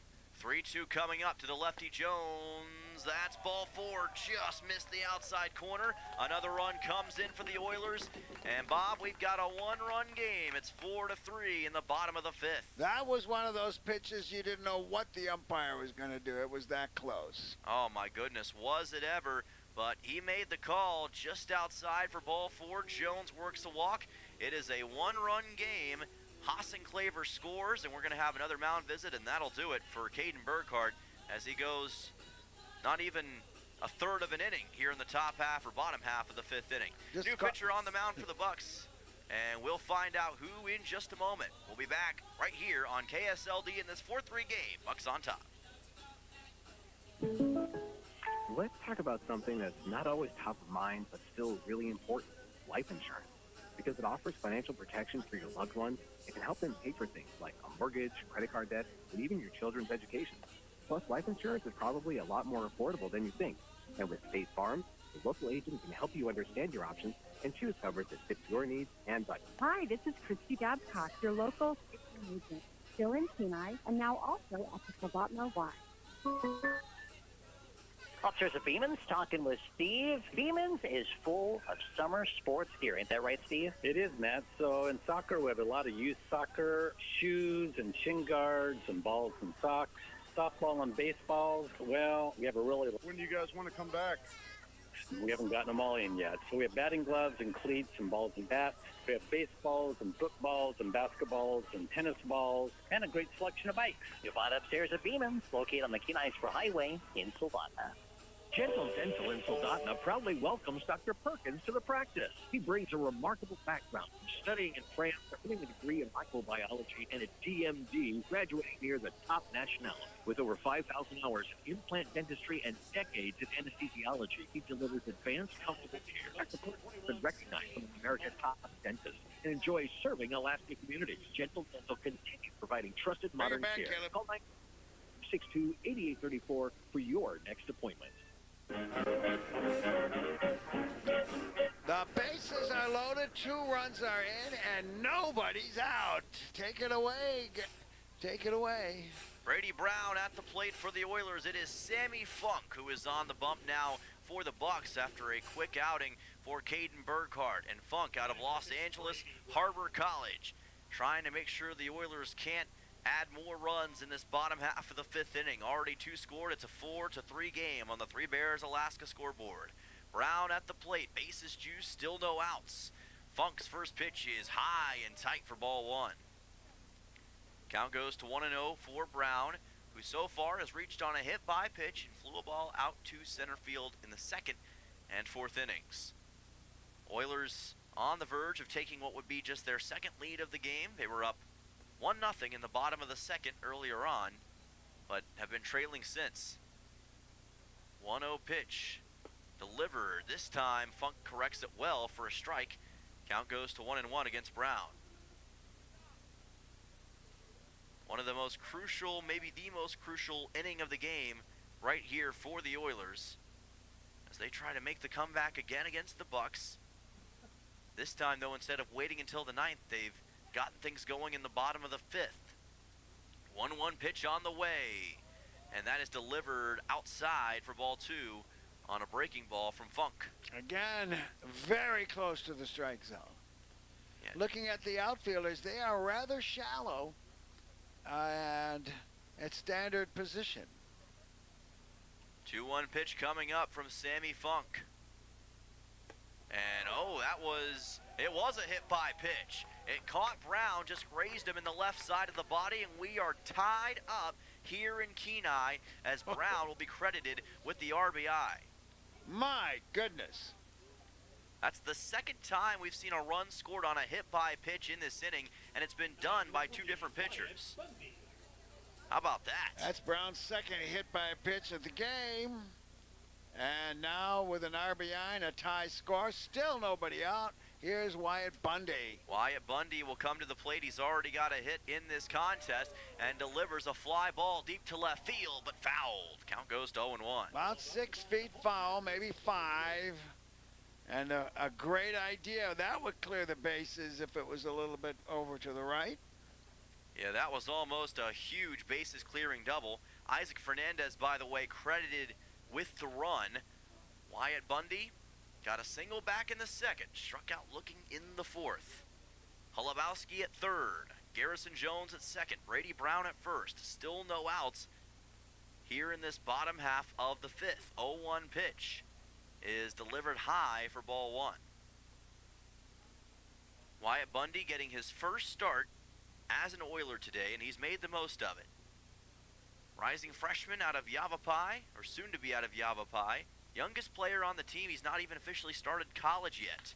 And delivers a ground ball through the right side for a base hit. One run comes in. Stopping at third base will be Garrison Jones. It is Holubowski who scores, and Bundy will give the Oilers the lead on an RBI single. Still nobody out, and that's his second RBI single of the game.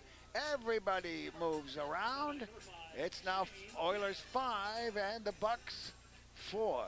How about that for the young man Wyatt Bundy with the RBI single through the right side. Shane Cannon will come to the plate. Base is still juiced with no outs. Another mound visit coming up for the Bucs. We're going to stick with the action for now, but obviously this bullpen of Anchorage being tested, and the Oilers are taking full advantage. Like I've said before, Bob, they usually succeed against these bullpens, and they're showing it once again right here. Looks like they're bringing somebody in, so we're going to take it back to the studio for at least 2 minutes. We'll call it 90 seconds. We're getting a change of pitchers. This is KSLD, along with its sister stations in the KSRM radio group, the recognized leader in broadcasting sports in Alaska. This is ESPN. This is a KSRM special report. Firefighters are battling the Grandview fire near Swanson River Road and Jacobson Avenue East in Sterling. Fire officials say the wildfire has expanded from an initial estimate of 5 to 10 acres to approximately 30 acres as crews work to contain the blaze. Sam Harrell with the Division of Forestry. The winds are very light and variable, so it's not really being pushed by the wind, but it's still actively burning. Air resources remain heavily involved with a tanker making retardant drops, water scooping aircraft conducting operations, and an additional helicopter responding from Fairbanks. On the ground, firefighters are being joined by the Pioneer Peak Hotshot crew, while bulldozers are constructing containment lines around the fire. The wildfire has also caused a major power outage affecting more than 3,400 HEA utility members in the Sterling and Soldotna area after power lines were de-energized to support firefighting efforts. Homer Electric has shut down the power to one of their interchange just because to make it safer for the firefighters to be working around underneath of those power lines. No evacuations have been ordered, and the cause of the fire remains under investigation.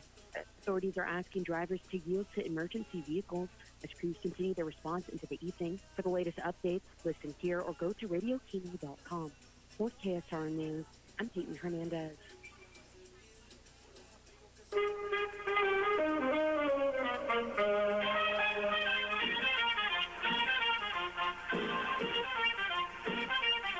Welcome back here to Kenai, Alaska. This is Oilers baseball on ESPN. And in the bottom half of the fifth inning, the Oilers have exploded for 4 runs and a now 5-4 lead. New pitcher on the mound for the Bucs is Andrew Haberman, 6 feet 6 inches tall, a 225 sophomore out of Santa Clara University. Here comes Shane Cannon. He's singled, struck out, and walked. The top of the order for the Oilers brought to you by State Farm, agent Christy Babcock. and we'll see what happens here. It's been a wild bottom of the fifth so far, and the Oilers aren't done. Still no outs, bases juiced with Shane Cannon at the plate. Already has a single today, reached on a walk back in the fourth inning, and we'll watch this pitch go by for ball one, and he and the catcher Ty Denton going to have a quick conversation. 4 runs across and still nobody out, and still the bases loaded. We haven't seen the explosive hit, but I would say that Wyatt Bundy's was the most convincing. That went in between second and first. Between Finn Leach and Hank Smith in the 4-3 hole, allowing the Oilers to take the lead. And Shane Cannon going to try to add to it. Pitch delivered from Haberman. Breaking ball for a strike. Count goes to 1-1. Oilers entered the bottom of the fifth down 3 runs, Bob, but they have put together an exceptional inning and really capitalized on mistakes by the Bucs bullpen. They're trying to keep that momentum rolling. 1-1 pitch to Cannon, and that is fouled back. Count goes to 1-2. Well, it also is a credit to their patience at the plate, squinching out 3 walks and, of course, being hit by a pitch. If one of them was a feather. Yeah, one of them just grazed Brady Brown earlier to get him on base. Count goes to 1-2 for Cannon. And this is softly hit to the first baseman, bobbles it, throws to home, and the throw was bobbled by Denton on the receiving end. That allows Jones to score, and the Oilers extend their lead to 2 runs. That's another one to analyze because Smith bobbled the ball himself, and the throw pulled the catcher off the plate, I think. Or did he drop it? Looked like he just dropped it to me. All right, you're going to have to decide who's the error. I'm going to say the error's on Denton in that situation just because he had a chance to catch that in my mind, and he did not. So the Oilers now with a chance to continue to add to their lead as the next batter is up. This ball is popped up into right field. Raymond is camping underneath it. He will make the catch. 1 run, though, is going to come home for Peninsula, or is it? The ball is going to come out of the catcher's hand. It goes all the way to the Oilers' dugout. Not only does 1 run score, 2 runs score as the catcher Denton couldn't hold on to the baseball. That was chaos. That was a very shallow fly to right field. It looked like a fly out and a double play at the plate, but he slid into the catcher's glove and out it came. That has to be an E2 as well. That it does, and my goodness, Tyler Denton having some troubles here. But that is 1 out. And I was surprised they sent him home, but that is why you do that, because you've got to make the catch, you got to make the throw, and you got to make the catch on the other end. And the Oilers cross with 2 more runs. So all of a sudden, that'll bring Luke Lusky to the plate, and yeah, an E5 is what's going to allow Wyatt Bundy to score in that situation. Brady Brown will be credited with the run as well. And this is going to be a ground ball that bobbles off of the shortstop's glove. That'll bring in another run for the Oilers as Cannon scores, and Luke Lusky gets it done to make it a 9-4 game. E6. And an RBI. Although it's an unearned run as Shane Cannon came in to score. I'm trying to count up the runs this inning. 1, 2, 3, 4, 5, 6, 7, 8 runs. So we are leading 9-4. One of the biggest innings we have seen in a long time, in many years for the Oilers. There's still only 1 out. Yeah, there's just 1 out in this situation as Brooks Hassenclaver will come to the plate. A 9-4 Oilers lead with, count them as I see it, 3 errors here for the Bucs. I'll confirm that in just a moment. Yes, that's what I've got here. And of course, this is the 11th batter to come to the plate for the Oilers. Hassenclaver will watch this pitch come in low as the count goes to 1-0. And not to be super hyperbolic here, but this has just been a collapse for the Bucs in this bottom of the fifth so far. Everything that could go wrong has. They've given up 8 runs, 3 errors contributing to it. And that'll be delivered for strike 2. Count goes to 1-1. But give credit to Peninsula. They've put themselves in position to capitalize on those mistakes. But what was looking like a potential Bucs route is completely flipped the other way. Hassan Claver looking for his first hit of the day. He's reached twice on walks. This pitch is going to be low for ball 3. And he came around to score earlier this inning on his second walk of the game. Hassan Claver would love to get back on the base paths and continue this incredible run, and he'll do exactly that by forcing his third walk of the contest. Lusky will go to second with Hassan Claver at first. Well, Bob, sometimes when it rains, it pours, and the Oilers just having everything going right for them right I'm just glad it's not happening to us. Yes.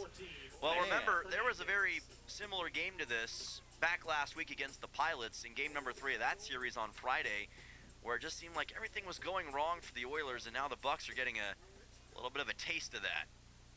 Still only 1 out, and 8 runs are in, and there's runners on first and second with the infield fly rule in effect. One of the most incredible innings we've seen in Oilers baseball history. This is chopped to the left side. Third baseman picks it up, throws to second for 1 out. Throw to first is not going to be in time, so they get Hassan Claver at second. Fernandez will reach first on a fielder's choice, and Lusky advances to third with 2 away. That is a 6-4 put out, was it? No, 5-4.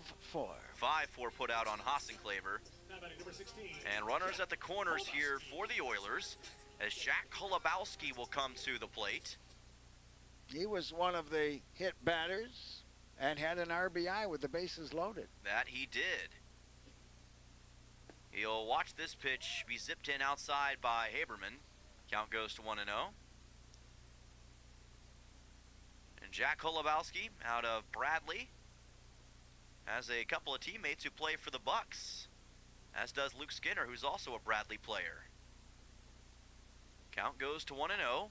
This ball popped up into space. Will it be playable? Looks like it will be. The catcher, Denton, camping underneath it, makes the catch to, at least for the Bucs, mercifully put an end to this inning. But what a magical inning it was for the Peninsula Oilers. They score 8 runs on 2 hits, 3 errors, 2 men left on base. One of the wildest innings in Coral Seymour Ballpark history.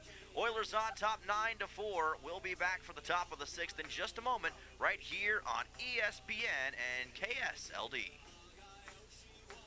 Injured, recovering from surgery, had a stroke, brain injury, or trouble swallowing? Central Peninsula Rehabilitation Services is here to help you feel your best again. With expert care in physical therapy, occupational therapy, and speech-language pathology, our team creates a plan tailored just for you. From neurological conditions and sports injuries to joint replacements and everyday aches, we've got you covered. With 4 convenient locations in Kenai and Soldotna, care is always close to home. Learn more at cph.org. Just search rehab.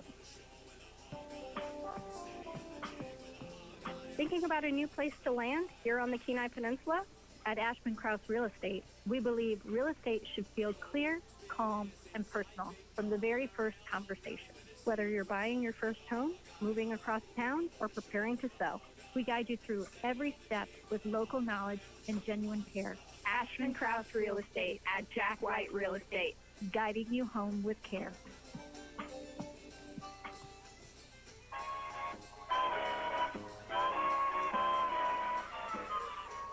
Welcome back. This is Oilers Baseball on KSLD. Dylan Simmons, Bob Bird joining you. And taking a look at the Three Bears Alaska scoreboard. Wow, what a dramatic bottom half of the 5th inning.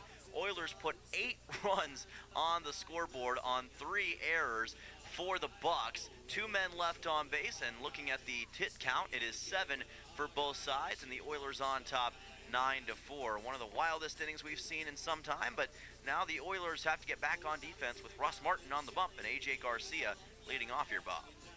And the Oilers brought 13 men to the plate in that 8-run inning. How often do you say that? Garcia to the plate, number 9 man in the order, 9-1-2, due up here for Anchorage as they just try to overcome the sucker punch they just endured from Peninsula a moment ago. And right now, Russ Martin just wants to keep the good times rolling. Pitch delivered high to Garcia. Count goes to 1-0. Don't think that this game is a laugher, folks. Anything can happen, as we have seen in this homestand. Oh, absolutely. We've seen some wild stuff so far, and here's a fly ball into left field. That's going to get down into the left field corner for a base hit. Digging for second is Garcia. He'll get there standing up, and it's a leadoff double for the Bucs in the top of the 6th. That's exactly what you got to watch out for. Wow. That was a brilliant hit by Garcia that just caught the left field corner and got him to second safely. So just like we were talking about, the Bucs able to capitalize early against Russ Martin. That'll send Camden Lanphier to the plate. Lanphier, leadoff batter, already has a single and a double in the game. And here in the 6th inning is trying to add to it. Get the Bucs back into this contest. They actually have out-hit the Oilers in this game now, 8-7. Here's a ball softly hit into shallow right field, and that's going to get down for a base hit. Stopping at third is Garcia, and it's going to be a single for Camden Lanphier. And the third base coach wisely holding his runner at third. He wants base runners. There's nobody out and runners on the corner.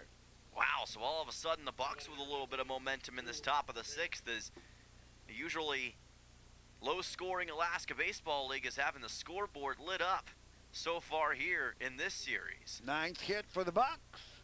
9 hits for the Bucs, 7 for the Oilers, and Anchorage trying to make this thing a bit more interesting as Raymond is to the plate. This pitch is going to come in low. Count goes to 1-0.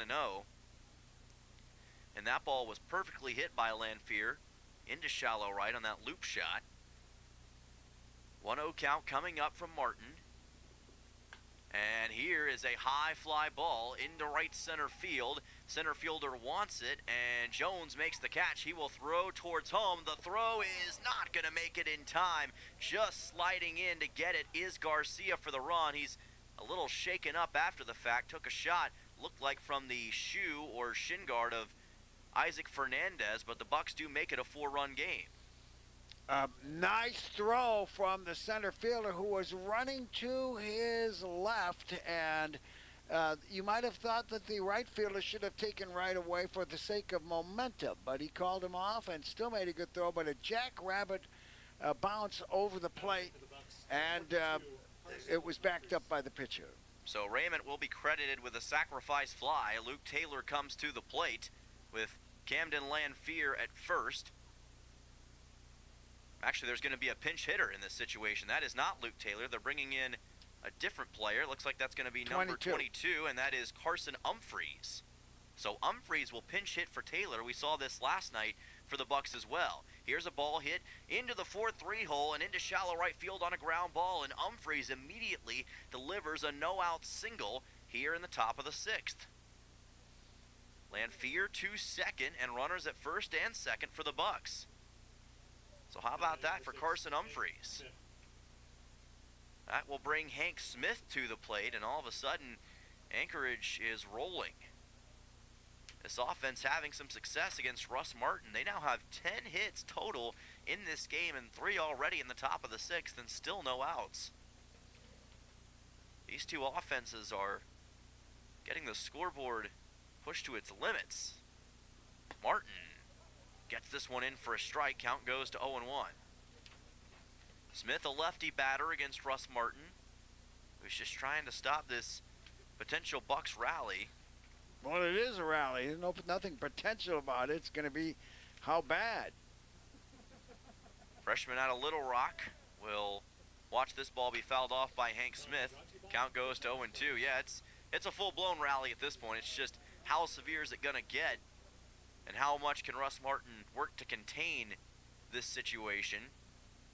Freshman again out of University of Arkansas Little Rock from Russellville, Arkansas.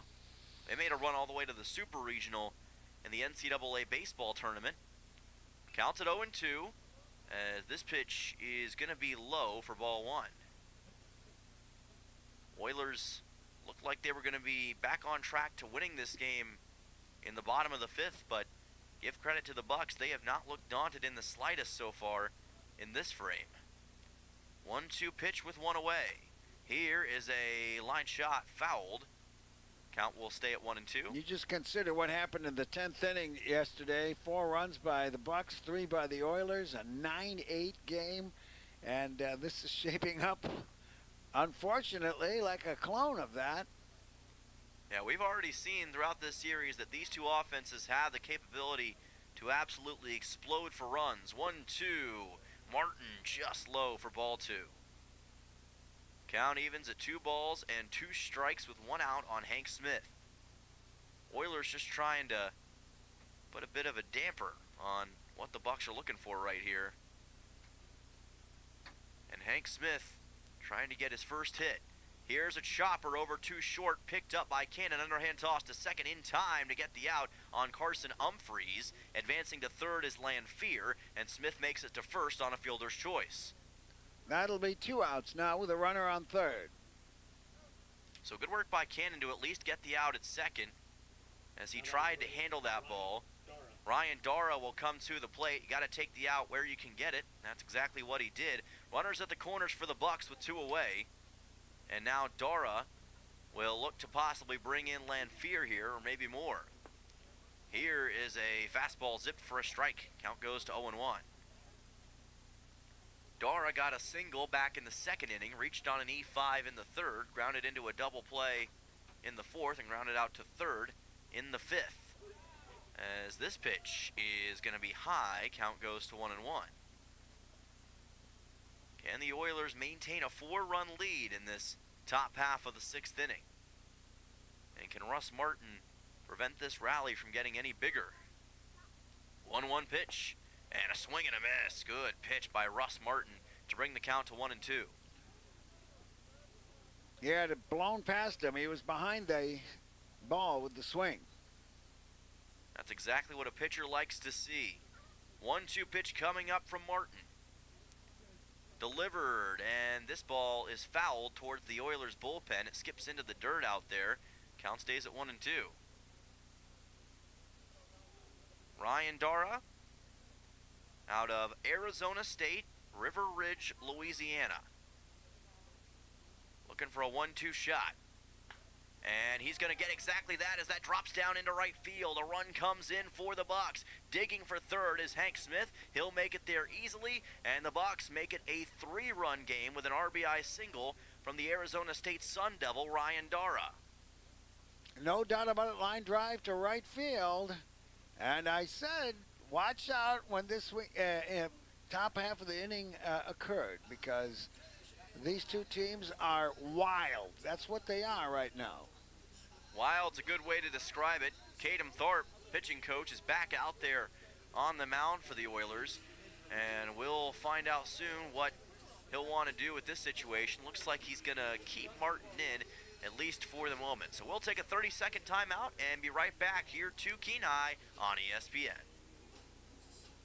This is Mark from Steam on Wheels. Wanted to talk to you about the Greer Poly tanks that we are now stocking. We've got tank sizes from 1,000 gallon, 1,250, 1,500 gallons. What sets them apart from the competition is that they have up to a 10-foot bury depth. Sometimes you need a tank that can withstand more than 4 feet, and these are where these Poly tanks really shine. We do have tanks in stock. As a customer, you can come by and pick them up, a contractor as well. Please give us a call at Steam on Wheels, 907-262-3240. Back here to Kenai, Alaska. Dylan Simmons and Bob Bird here in the top half of the 6th inning. 2 outs as that pitch is high from Russ Martin against Finn Leach. Count goes to 1-0. Oilers on top 9-6 on the Three Bears Alaska scoreboard. 2 runs, though, from the Bucs so far in this top of the 6th with runners at the corners and 2 outs. Martin, fastball, strike 1. Count evens at 1 ball and 1 strike. Anchorage with 11 total hits. The Oilers with 7. But still the Oilers with the 3-run lead, but can they preserve that? 1-1 pitch delivered to Leach, check swing, and that is going to be called for a strike. Count goes to 1-2. Lopez with his heels on the grass in second at second base, expecting the batter, being a lefty, to pull it that way.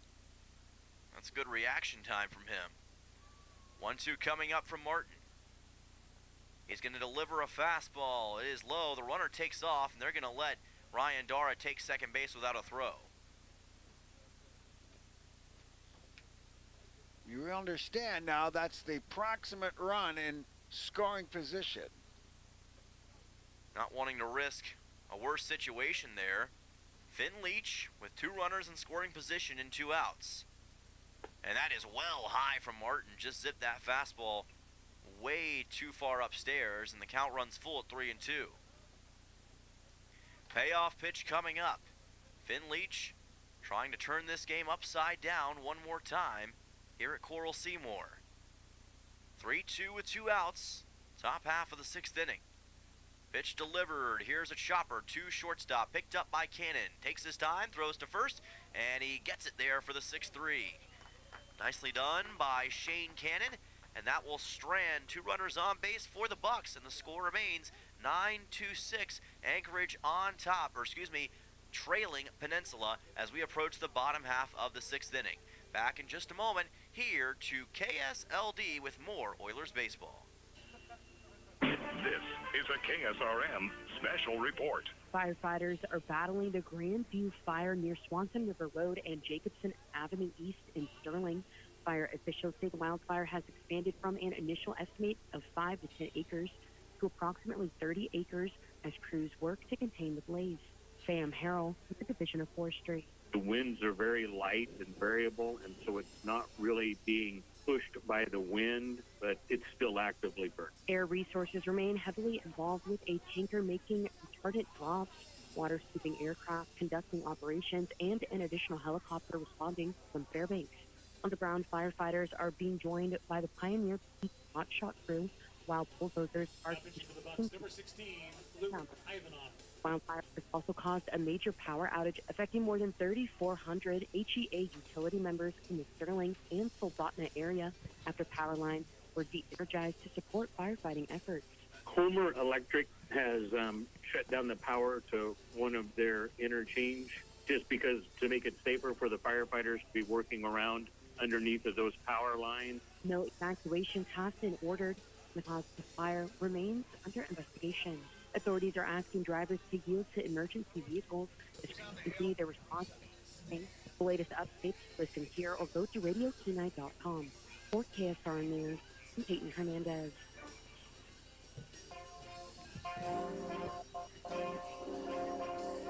Welcome back. This is Oilers Baseball on YouTube. Dylan Simmons and Bob Bird joining you. We are in the bottom half of the 6th inning with your Oilers on top of the Anchorage Bucs 9-6 on the Three Bears Alaska scoreboard. 2 men left on base for the Bucs in the last inning. They have 11 hits to the Oilers 7 with this 3-run deficit as Garrison Jones will lead off against the new pitcher Luke Ivanov in this bottom of the 6th. This is the 5th pitcher, I believe, for the Bucs. Yes, it is, and they've been going through quite a few of them as of late. And that's one thing that the Oilers hope to continue to have happen with their exemplary batting here so far. Garrison Jones to the plate as this pitch comes in just a bit inside. Count goes to 1-0. That 8-run inning by the Oilers was a matter of very patient plate appearances and working out the walks. And being very opportunistic in the situation as well. This pitch going to come in just outside for Jones. Count goes to 2-0. He and pretty much everybody else in the Oilers order was part of that big scoring run they had. 8 runs total in the bottom half of the 5th. Counts at 2-0. Pitch on the way from Ivanov. Fastball zips it in for a strike. Count goes to 2-1.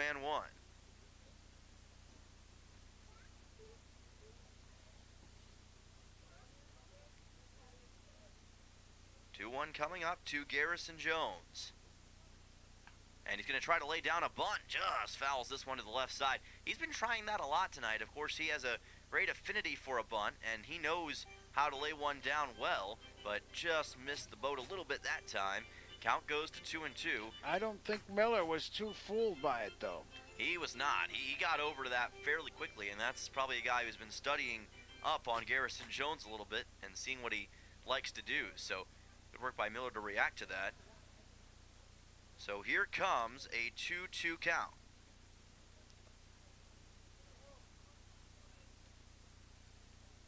Garrison Jones looking for his second hit. Breaking ball called, strike 3. So Luke Ivanov showing some pretty solid stuff against Garrison Jones, able to get the strikeout on the 7-hole hitter. And he's pitching from the stretch with nobody on base. Brady Brown will come to the plate, but that's a pretty good start for Ivanov. And right now, that's exactly what the Bucs need. They just need any sort of relief they can get.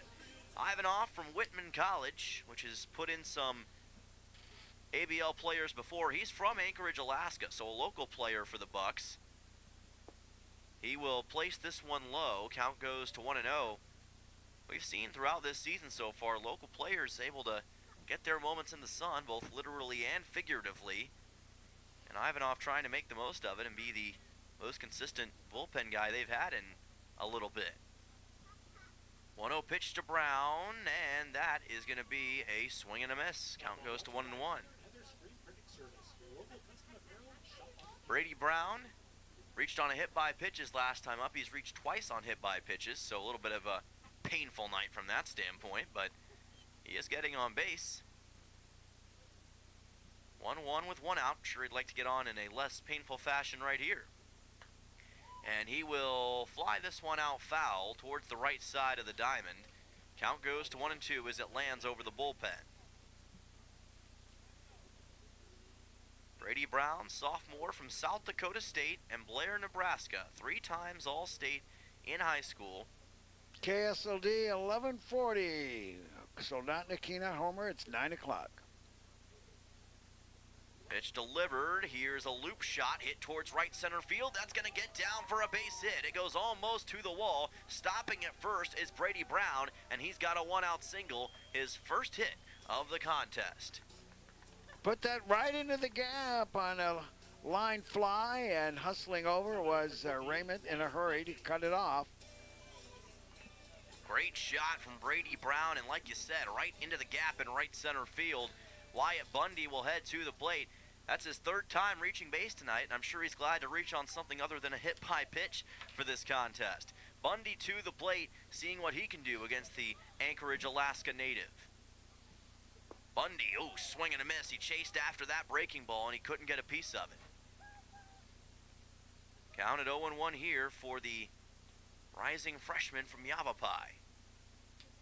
Hails from Mesa, Arizona. Had a great season for Red Mountain High School. 357 average this past year. Already making a difference with the Oilers. He's 2 for 3. 2 singles and an RBI on each of them, and also a strikeout sandwiched in between the singles.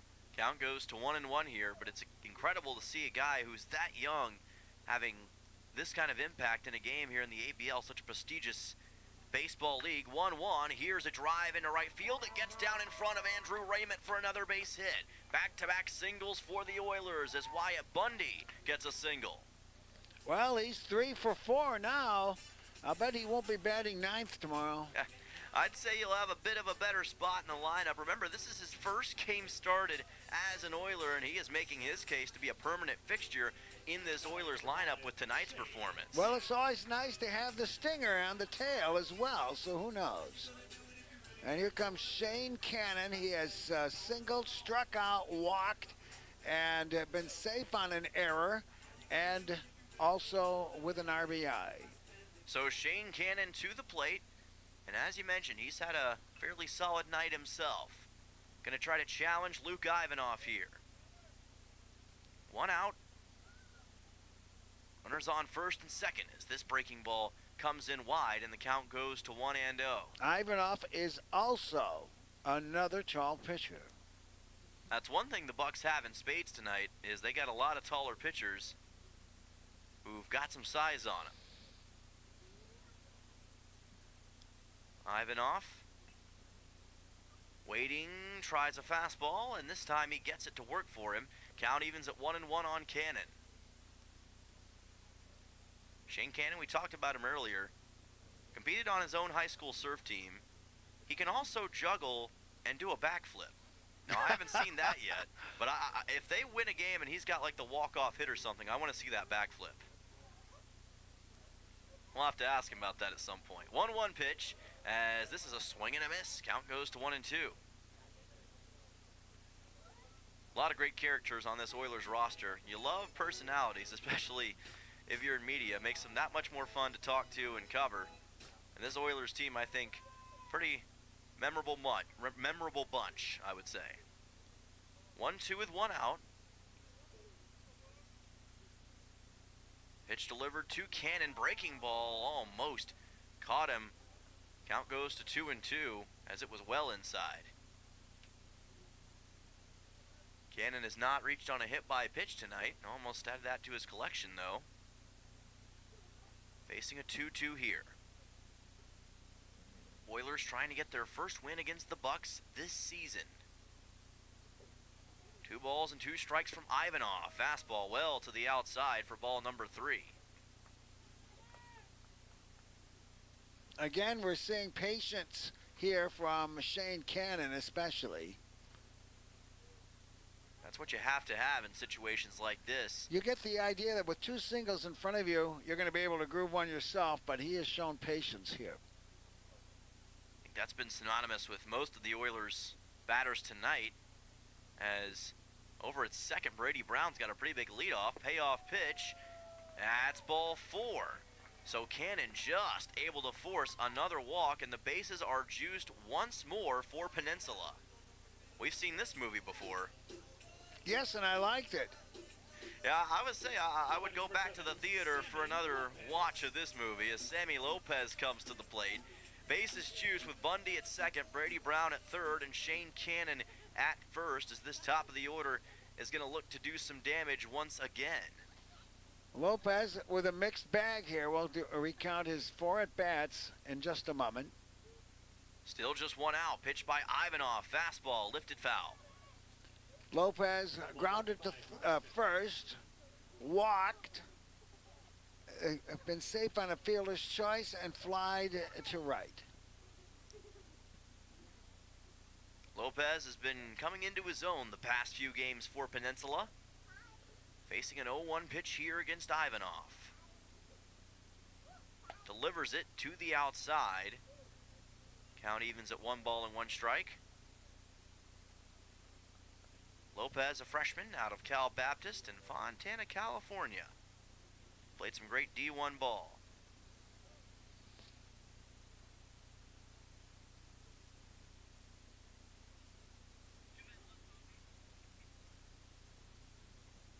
Here's a ball fouled back. Count goes to 1-2. Foul ball brought to you by physics, because math is fun.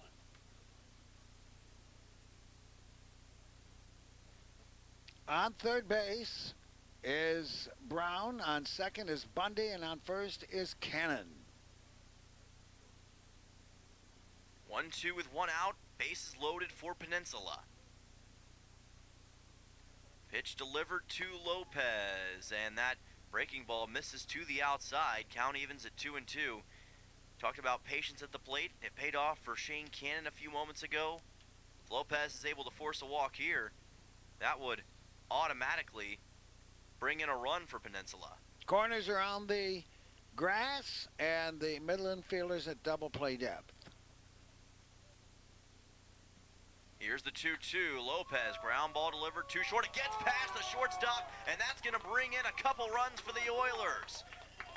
The Oilers extend their lead to 11-6, as it was the shortstop, Camden Lanfear, who had the ball go right past him. And how about that? The Oilers offense moving and grooving again, thanks to Bucs' mistakes. I will call that a hit. It was on his backhand. It just ducked underneath his glove. What do you think? My initial thought was E6, but now that you mention it in that fashion, I think I'm going to say that probably was a hit, because it was coming at him at a pretty quick velocity. So I think that's a pretty fair call in that situation. So I'm going to say a hit as well. 2 runs now, and it's 11-6. Lopez will be credited with 2 RBIs thanks to that big swing a moment ago. An 11-6 Oilers lead, and now 10 hits to the Bucs 11. And Luke Lusky comes to the plate with runners at first and second here for Peninsula. Ivanov on the bump, and time called. Nice to see those 2 runs immediately salvaged here, and a chance for more. Yeah, like you said, the Bucs got 2 runs in the top of the 6th, and what do the Oilers do? They immediately respond. That's what you like to see. Most runs the Oilers have scored all year. High chopper on the right side, fouled just to the right of the first base bag. Count goes to 0-2. Lusky has lined to short, lined to second, walked and scored a run, smashed a hot shot to the shortstop with an RBI on an E6. Lusky's got Hassenclaver waiting in the wings. And Peninsula trying to get their lead to the biggest margin it's been all night. Runners at first and second. Cannon is in scoring position, representing the 12th run of the game. 0-2 coming up for Luke Lusky. Here's a throwback to second, and very just close. Getting back in time was Shane Cannon. Finn Leach, the second baseman, made a great move to the bag to try to get him out on the pickoff, but just enough for Shane Cannon to get back safely. It was the right call, but it was very close. It was maybe the closest of the night. Great throw right to the bag. Yeah, good work by Ivanov on that pickoff attempt, but just unable to get the out. Could have been big for Anchorage. 0-2 instead, and upstairs for ball 1.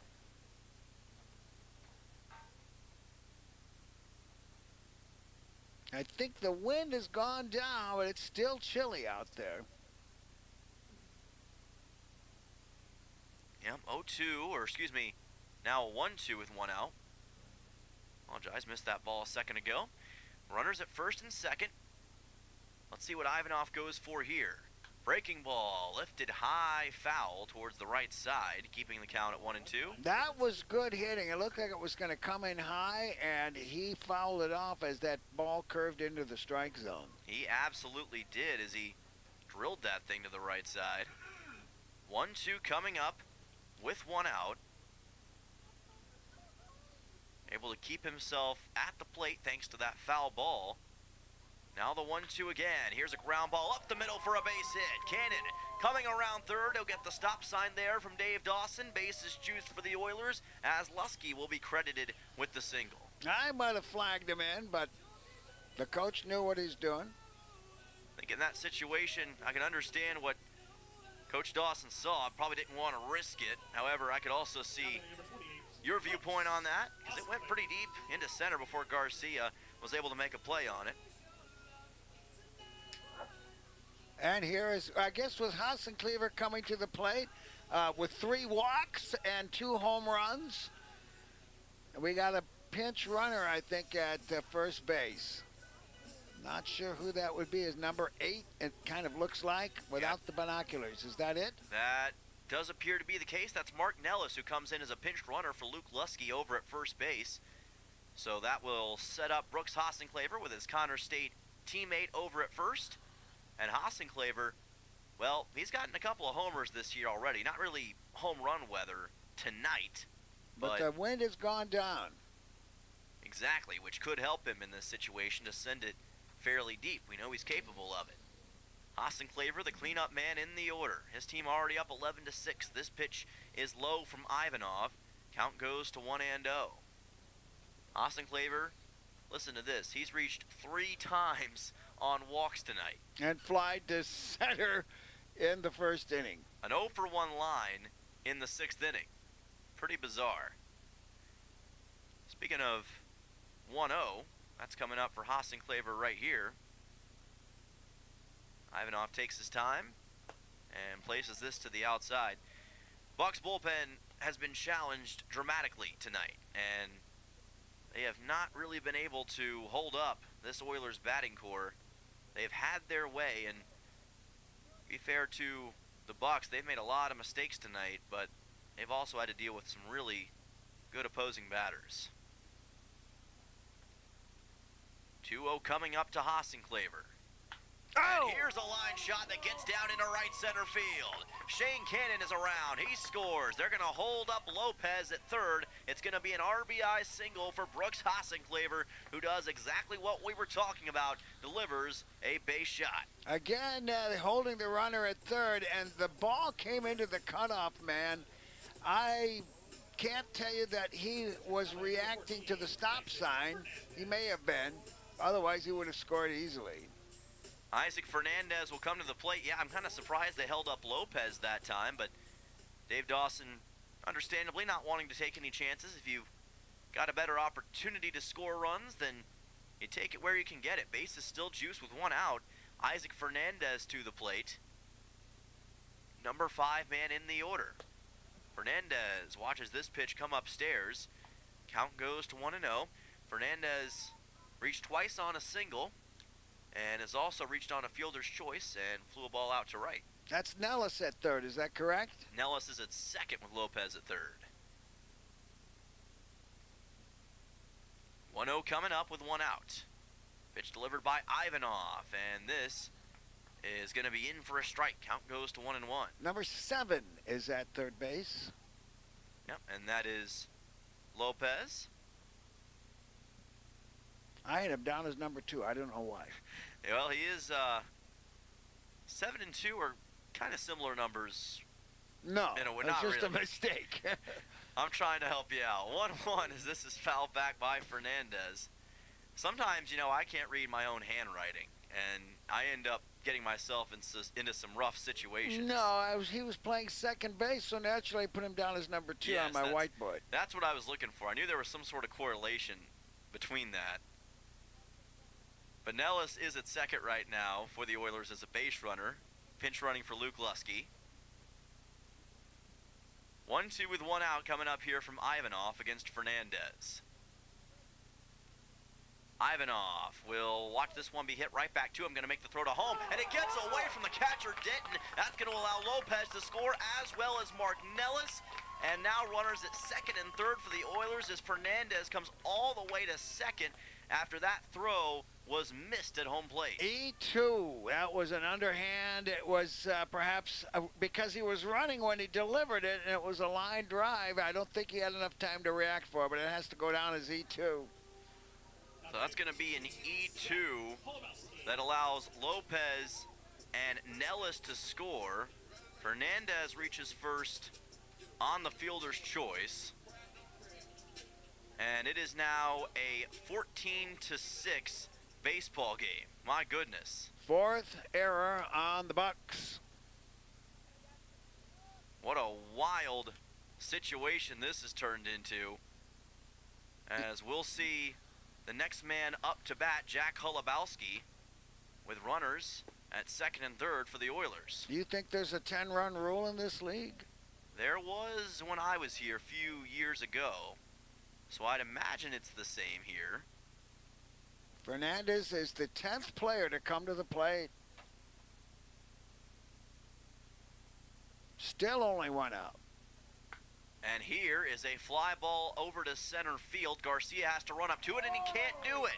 That's going to allow another run to possibly come in as the ball's bobbled by Denton. And the Oilers extend the lead to 15-6.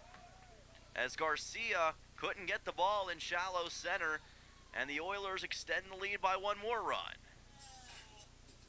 My goodness. That was Fernandez? That it was Holubowski. Correct, correct me. Yes, who gets awarded with that hit. Right, he was the 9th player to come to the plate, but he gets 2 RBIs here.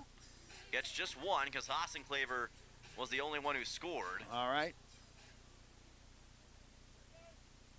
But it is now a 15-6 game with runners at second and third. I've only got 10 fingers. I can't keep track.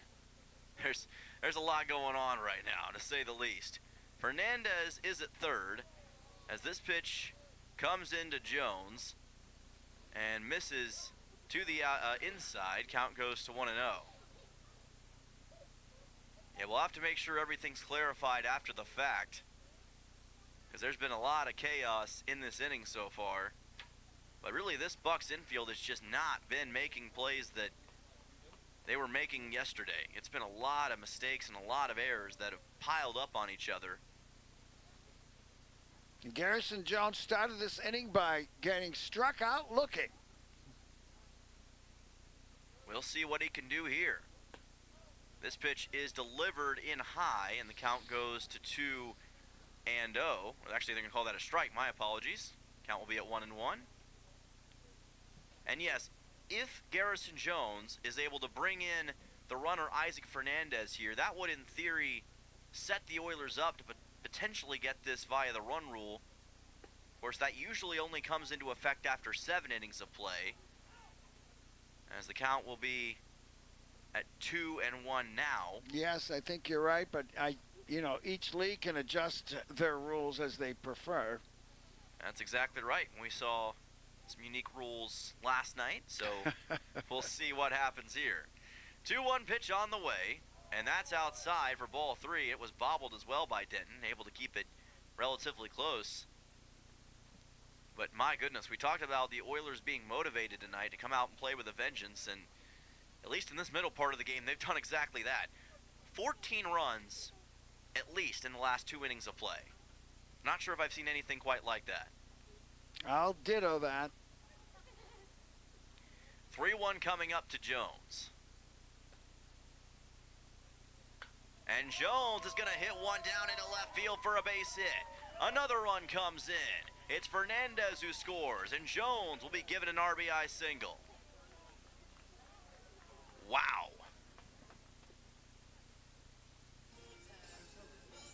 Coming in to score is Fernandez, is that correct? That is Fernandez who scored, yes. And moving to third base is Holubowski. It's a 16-6 game, which, again, hypothetically sets the Oilers up to win this via run rule in the 7th inning. Brady Brown to the plate with runners at the corners. Holubowski now at third, Jones at first. Still only 1 out. Still just 1 out. That's another important thing to remember in this bottom of the 6th. This pitch is delivered for a strike against Brady Brown, a looking strike that brings the count to 0-1. And that was the first man to come to the plate. So the Bucs have unable to get anybody out in the last 9 batters. 14 hits for the Oilers in this contest. Just 1 error, as this pitch is going to be low from Ivanov, count at 1-1. And I think at this point the Oilers, or the Bucs, not subbing in anybody for Ivanov, because I don't want to say they're waving the white flag, but it's going to be very hard to imagine they can overcome this 16-6 deficit. Plus, they've used up a lot of arms tonight. And you got to save some for the last 2 games of the series. Here is a ball popped up into left center field. Dara camps underneath it. He will make the catch, tagging his Holubowski, and he's not even going to be able to come home. Good work by Dara to get it to Ivanov, and Holubowski has to stay put. That's going to be an F7, and 2 outs now in the bottom of the 6th. It would have been a great risk to be risking an injury had he decided to break for the plate. Yeah, I can't blame him for deciding to stay put. Dave Dawson also made sure that Holubowski didn't take off prematurely there. Wyatt Bundy comes to the plate. He's had a great night so far, 3 for 4 with 3 different singles. And 2 RBIs. And he might have another one here. Fly ball towards left field. This will be caught by Dara, and it puts an end to this bottom half of the 6th inning. But 7 more runs scored by the Oilers. I've got 7 hits with 2 men left on base. How about that for Peninsula? They lead 16-6, and hypothetically, they may have a chance to come away with a run rule win. We'll be back for the top of the 7th in just a moment. Here to Kenai on ESPN. When you've been involved in a car accident, getting healthy is the most important thing. Having an advocate go out and get full and fair recovery for you should not be something you have to worry about. When people have been injured, suffered catastrophic injury, huge medical bills, other insurance companies can come and try to reduce your recovery. It's imperative to have someone who knows how to fight with these insurance adjusters look out for your interests. At Earhart, Elsner, and Cooley, we want to add value to your case to ensure a maximal, fair recovery. Ready to spice up your day? Playa Azul Mexican Restaurant in Kenai is serving a bold, authentic Mexican food made with love and packed with flavor. New to town or just passing through, this is your must-stop spot for amazing variety, unbeatable prices, and all your favorites. Enjoy the free salsa bar and kick back with cold beer or a glass of wine. Located just past the last traffic light in Kenai, headed north. Playa Azul is where the fiesta never ends. Come hungry, leave happy. Playa Azul Mexican Restaurant.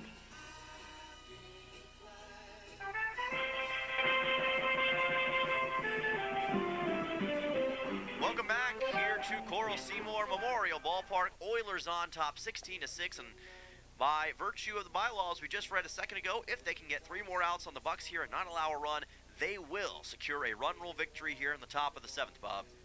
Well, nothing's certain in this game, as the Bucs have scored 2 runs in the 3rd, 2 runs in the 5th, 2 runs in the 6th. They have stranded 11. Now let's see, 6 and 3, no, 9. The Oilers have stranded 11. All right, 16-6, and here come batters 7, 8, and 9. Hayden Miller will come to the plate for Anchorage. It'll be Miller, Ty Denton, and AJ Garcia, but you can also call him Andrew, to the plate. Miller against Russ Martin, and that's a swing and a miss on a breaking ball. Count goes to 0-1. Martin still in the game, trying to close things out here in this contest for Peninsula. Bucs have just been smacked around these last couple innings. 15 runs given up in the last 2 offensive frames for the Oilers, as this is fouled off towards the Bucs dugout. Count goes to 0-2.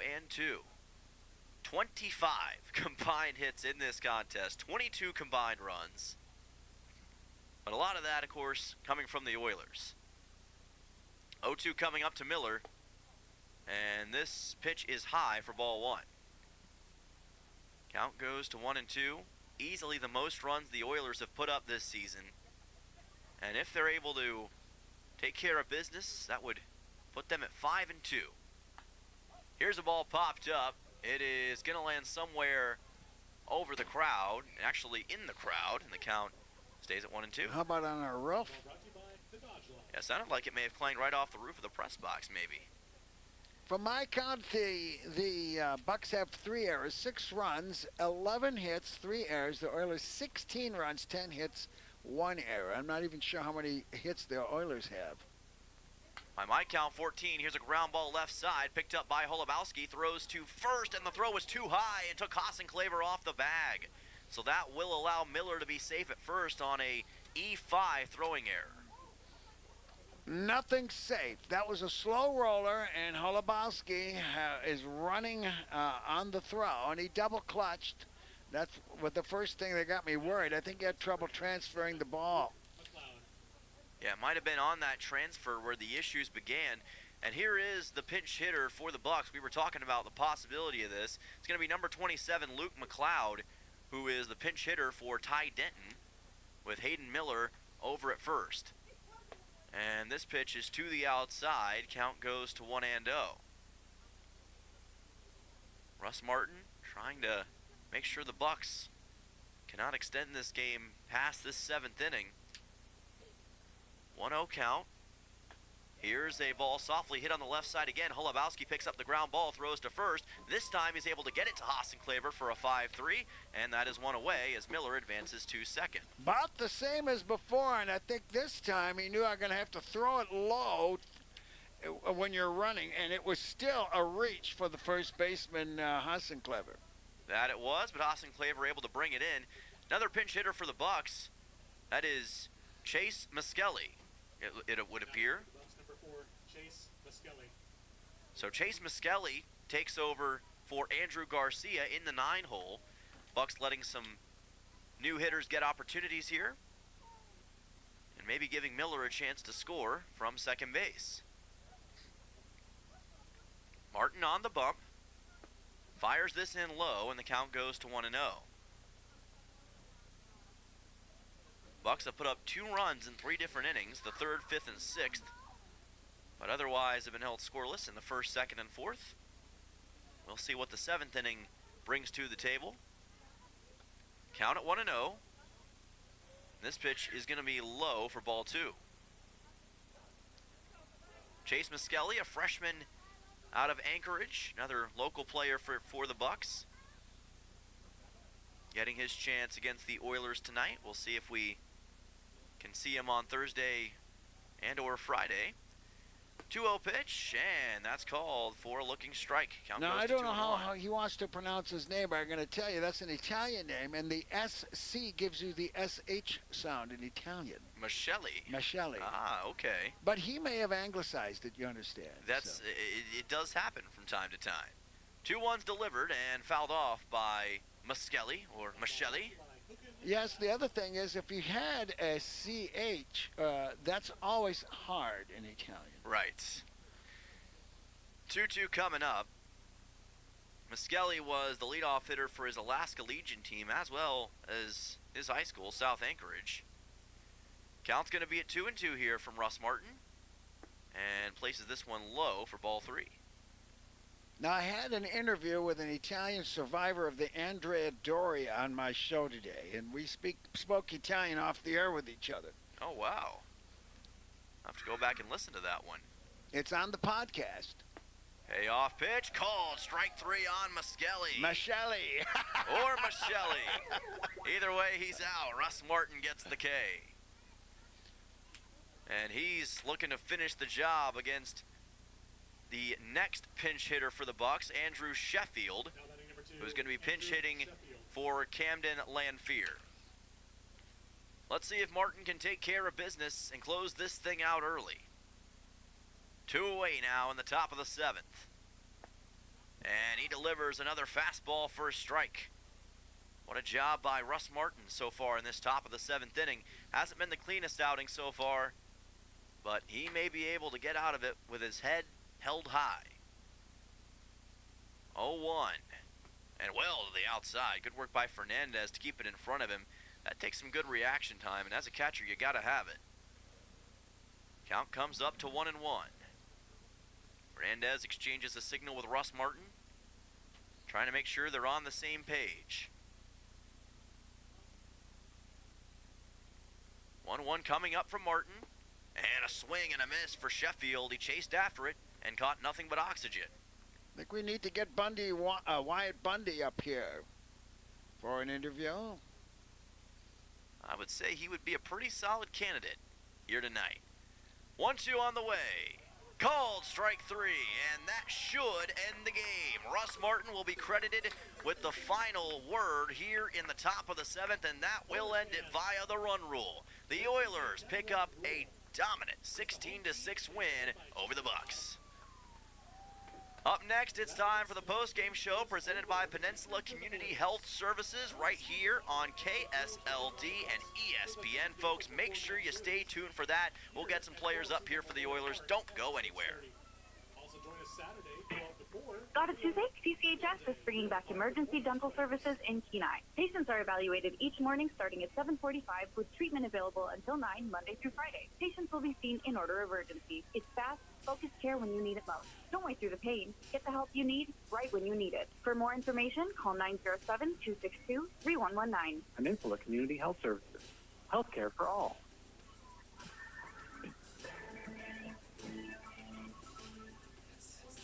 When trying to find a dentist, it can be challenging, and Ridgeway Family Dentistry knows this. Ridgeway is a new state-of-the-art facility offering you pain-free dentistry and is family-friendly. Even if you don't have time to have multiple appointments, Ridgeway Family Dentistry can complete all your treatment in one easy visit. At Ridgeway Family Dentistry, they know how important it is to have a smile and know how that can change your life. For your next dental appointment, call Ridgeway Family Dentistry at 262-8404. The World Cup's coming and everybody's talking defense. Here's a strategy that works long after the final whistle. If your family is complete, a no-needle, no-scalpel vasectomy is a safe, effective move. If you're done building your team, it may be time to strengthen your defense. Dr. Alvarez can perform your procedure in Soldotna or Homer. It's quick, comfortable, and a whole lot easier than chasing toddlers into extra time. Don't leave your future up to a lucky bounce. Call Peninsula Surgery and Aesthetics 907-235-1010 and schedule your no-needle, no-scalpel vasectomy. Score some peace of mind and enjoy the game.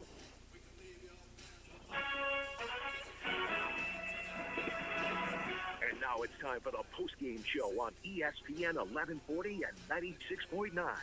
Brought to you by Peninsula Community Health Services and State Farm agent Christy Babcock.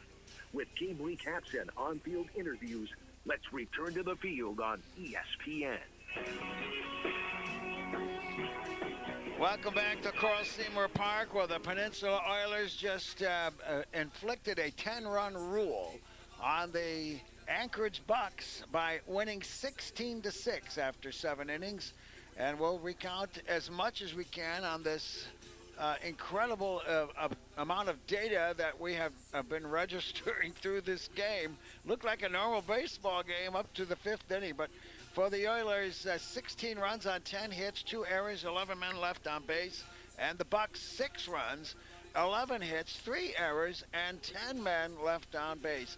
The Bucs scored 2 in the 3rd, 2 in the 5th, 2 in the 6th. The Oilers 1 in the 2nd, 8 in the 5th, and 7 in the 6th. So that pretty much sums the inning by inning as the game progressed.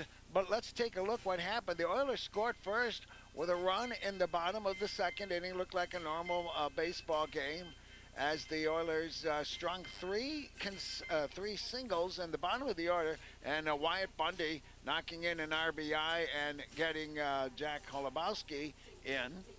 And then the Bucs scored 2 in the 3rd and then 2 in the 5th, and it looked kind of dicey for the Oilers. A 4-1 Bucs lead, and the Oilers came up in the 5th inning. Where do we begin on that 5th inning? Let's see now. I got to make sure where it began. And let's see. 4th inning.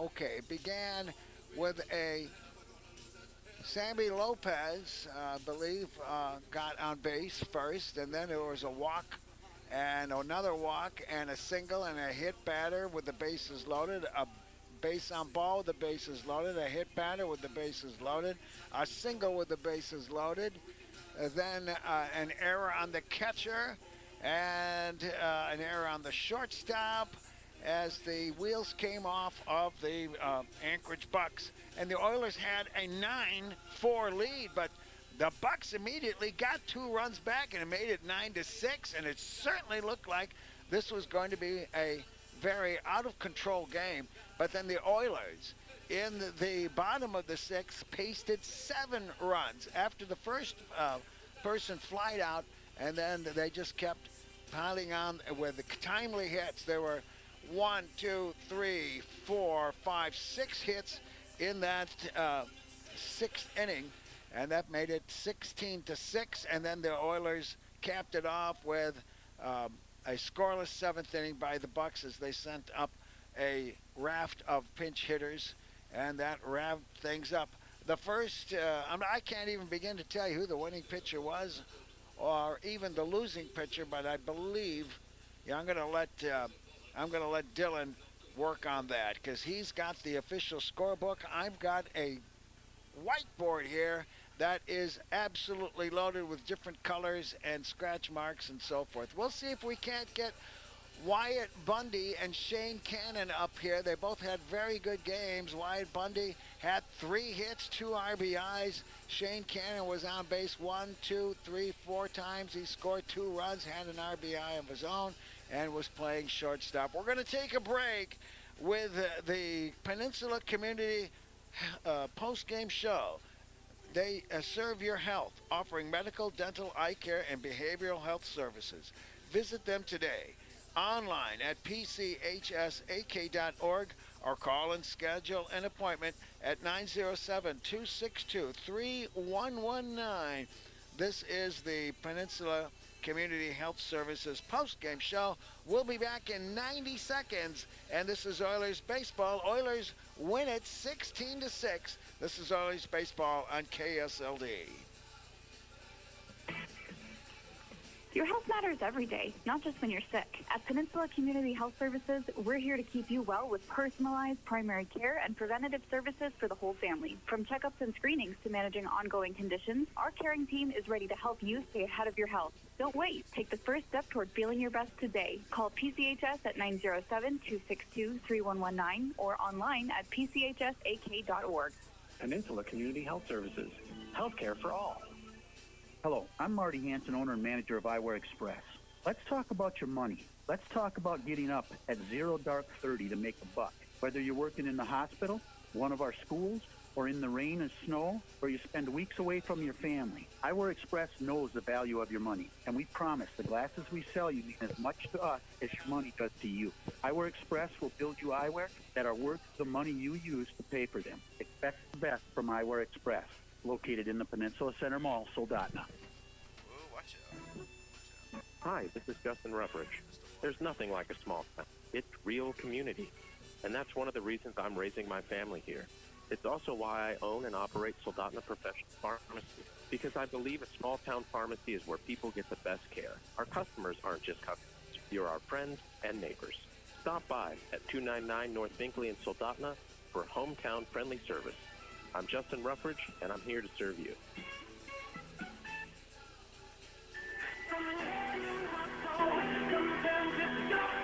Welcome back. This is Peninsula Oilers Baseball. Dylan Simmons here with your Kenai Community, Peninsula Community Health Services post-game show, and we are joined by Wyatt Bundy of the Oilers baseball team. Wyatt, a fantastic outing today. 3 singles, a couple of RBIs. I mean, what was going right for you here in this one? I was just really focusing on getting one pitch, and I kept on getting that pitch, and I kept on hitting it. Now, you're the youngest guy on the team, right? So yeah. you're getting some really good experience out here playing against some collegiate athletes, some D1 guys. Talk about what that experience means to you and what being able to play in the Alaska Baseball League can help you with your career. Honestly, the experience is amazing. I'm learning everything in the dugout, learning things on the field. Just a different game of baseball up here. Yeah, and what have you learned, some stuff from your coaches and teammates so far that you think you're going to take away when the summer's over? Just a lot of field things, like don't say a guy's 4 for 4 going into his 5th AB. That's apparently bad luck. Ah. Yeah. Well, that's good information to know. And looking ahead to the rest of the series, what do you think it's going to take for you guys to keep this momentum going against Anchorage tomorrow and on Friday? Just having fun, playing loose, just being for the team. Don't get selfish up here. All right, sounds good, Wyatt. Congratulations, and we'll see you again tomorrow, hopefully. All right, thank you.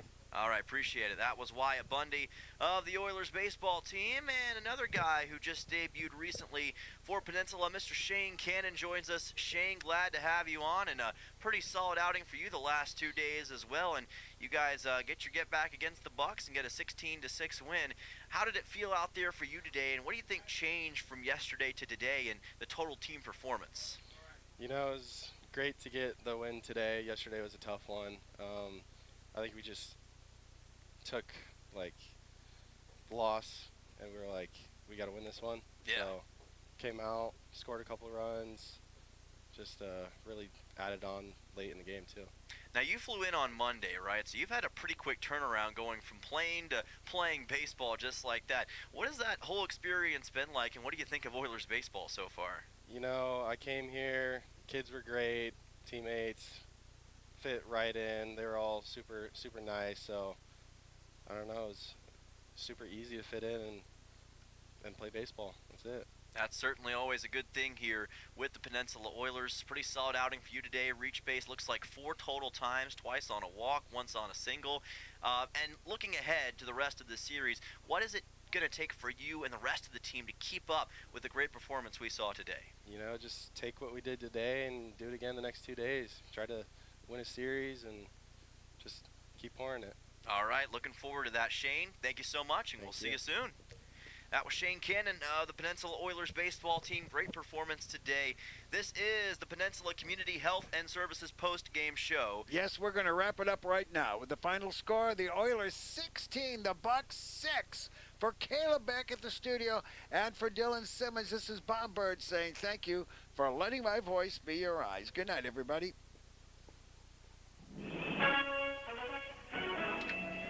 Talk to you tomorrow, everybody. All right, Caleb. Well done. Well done, man. Thank you. You too. And 96.9.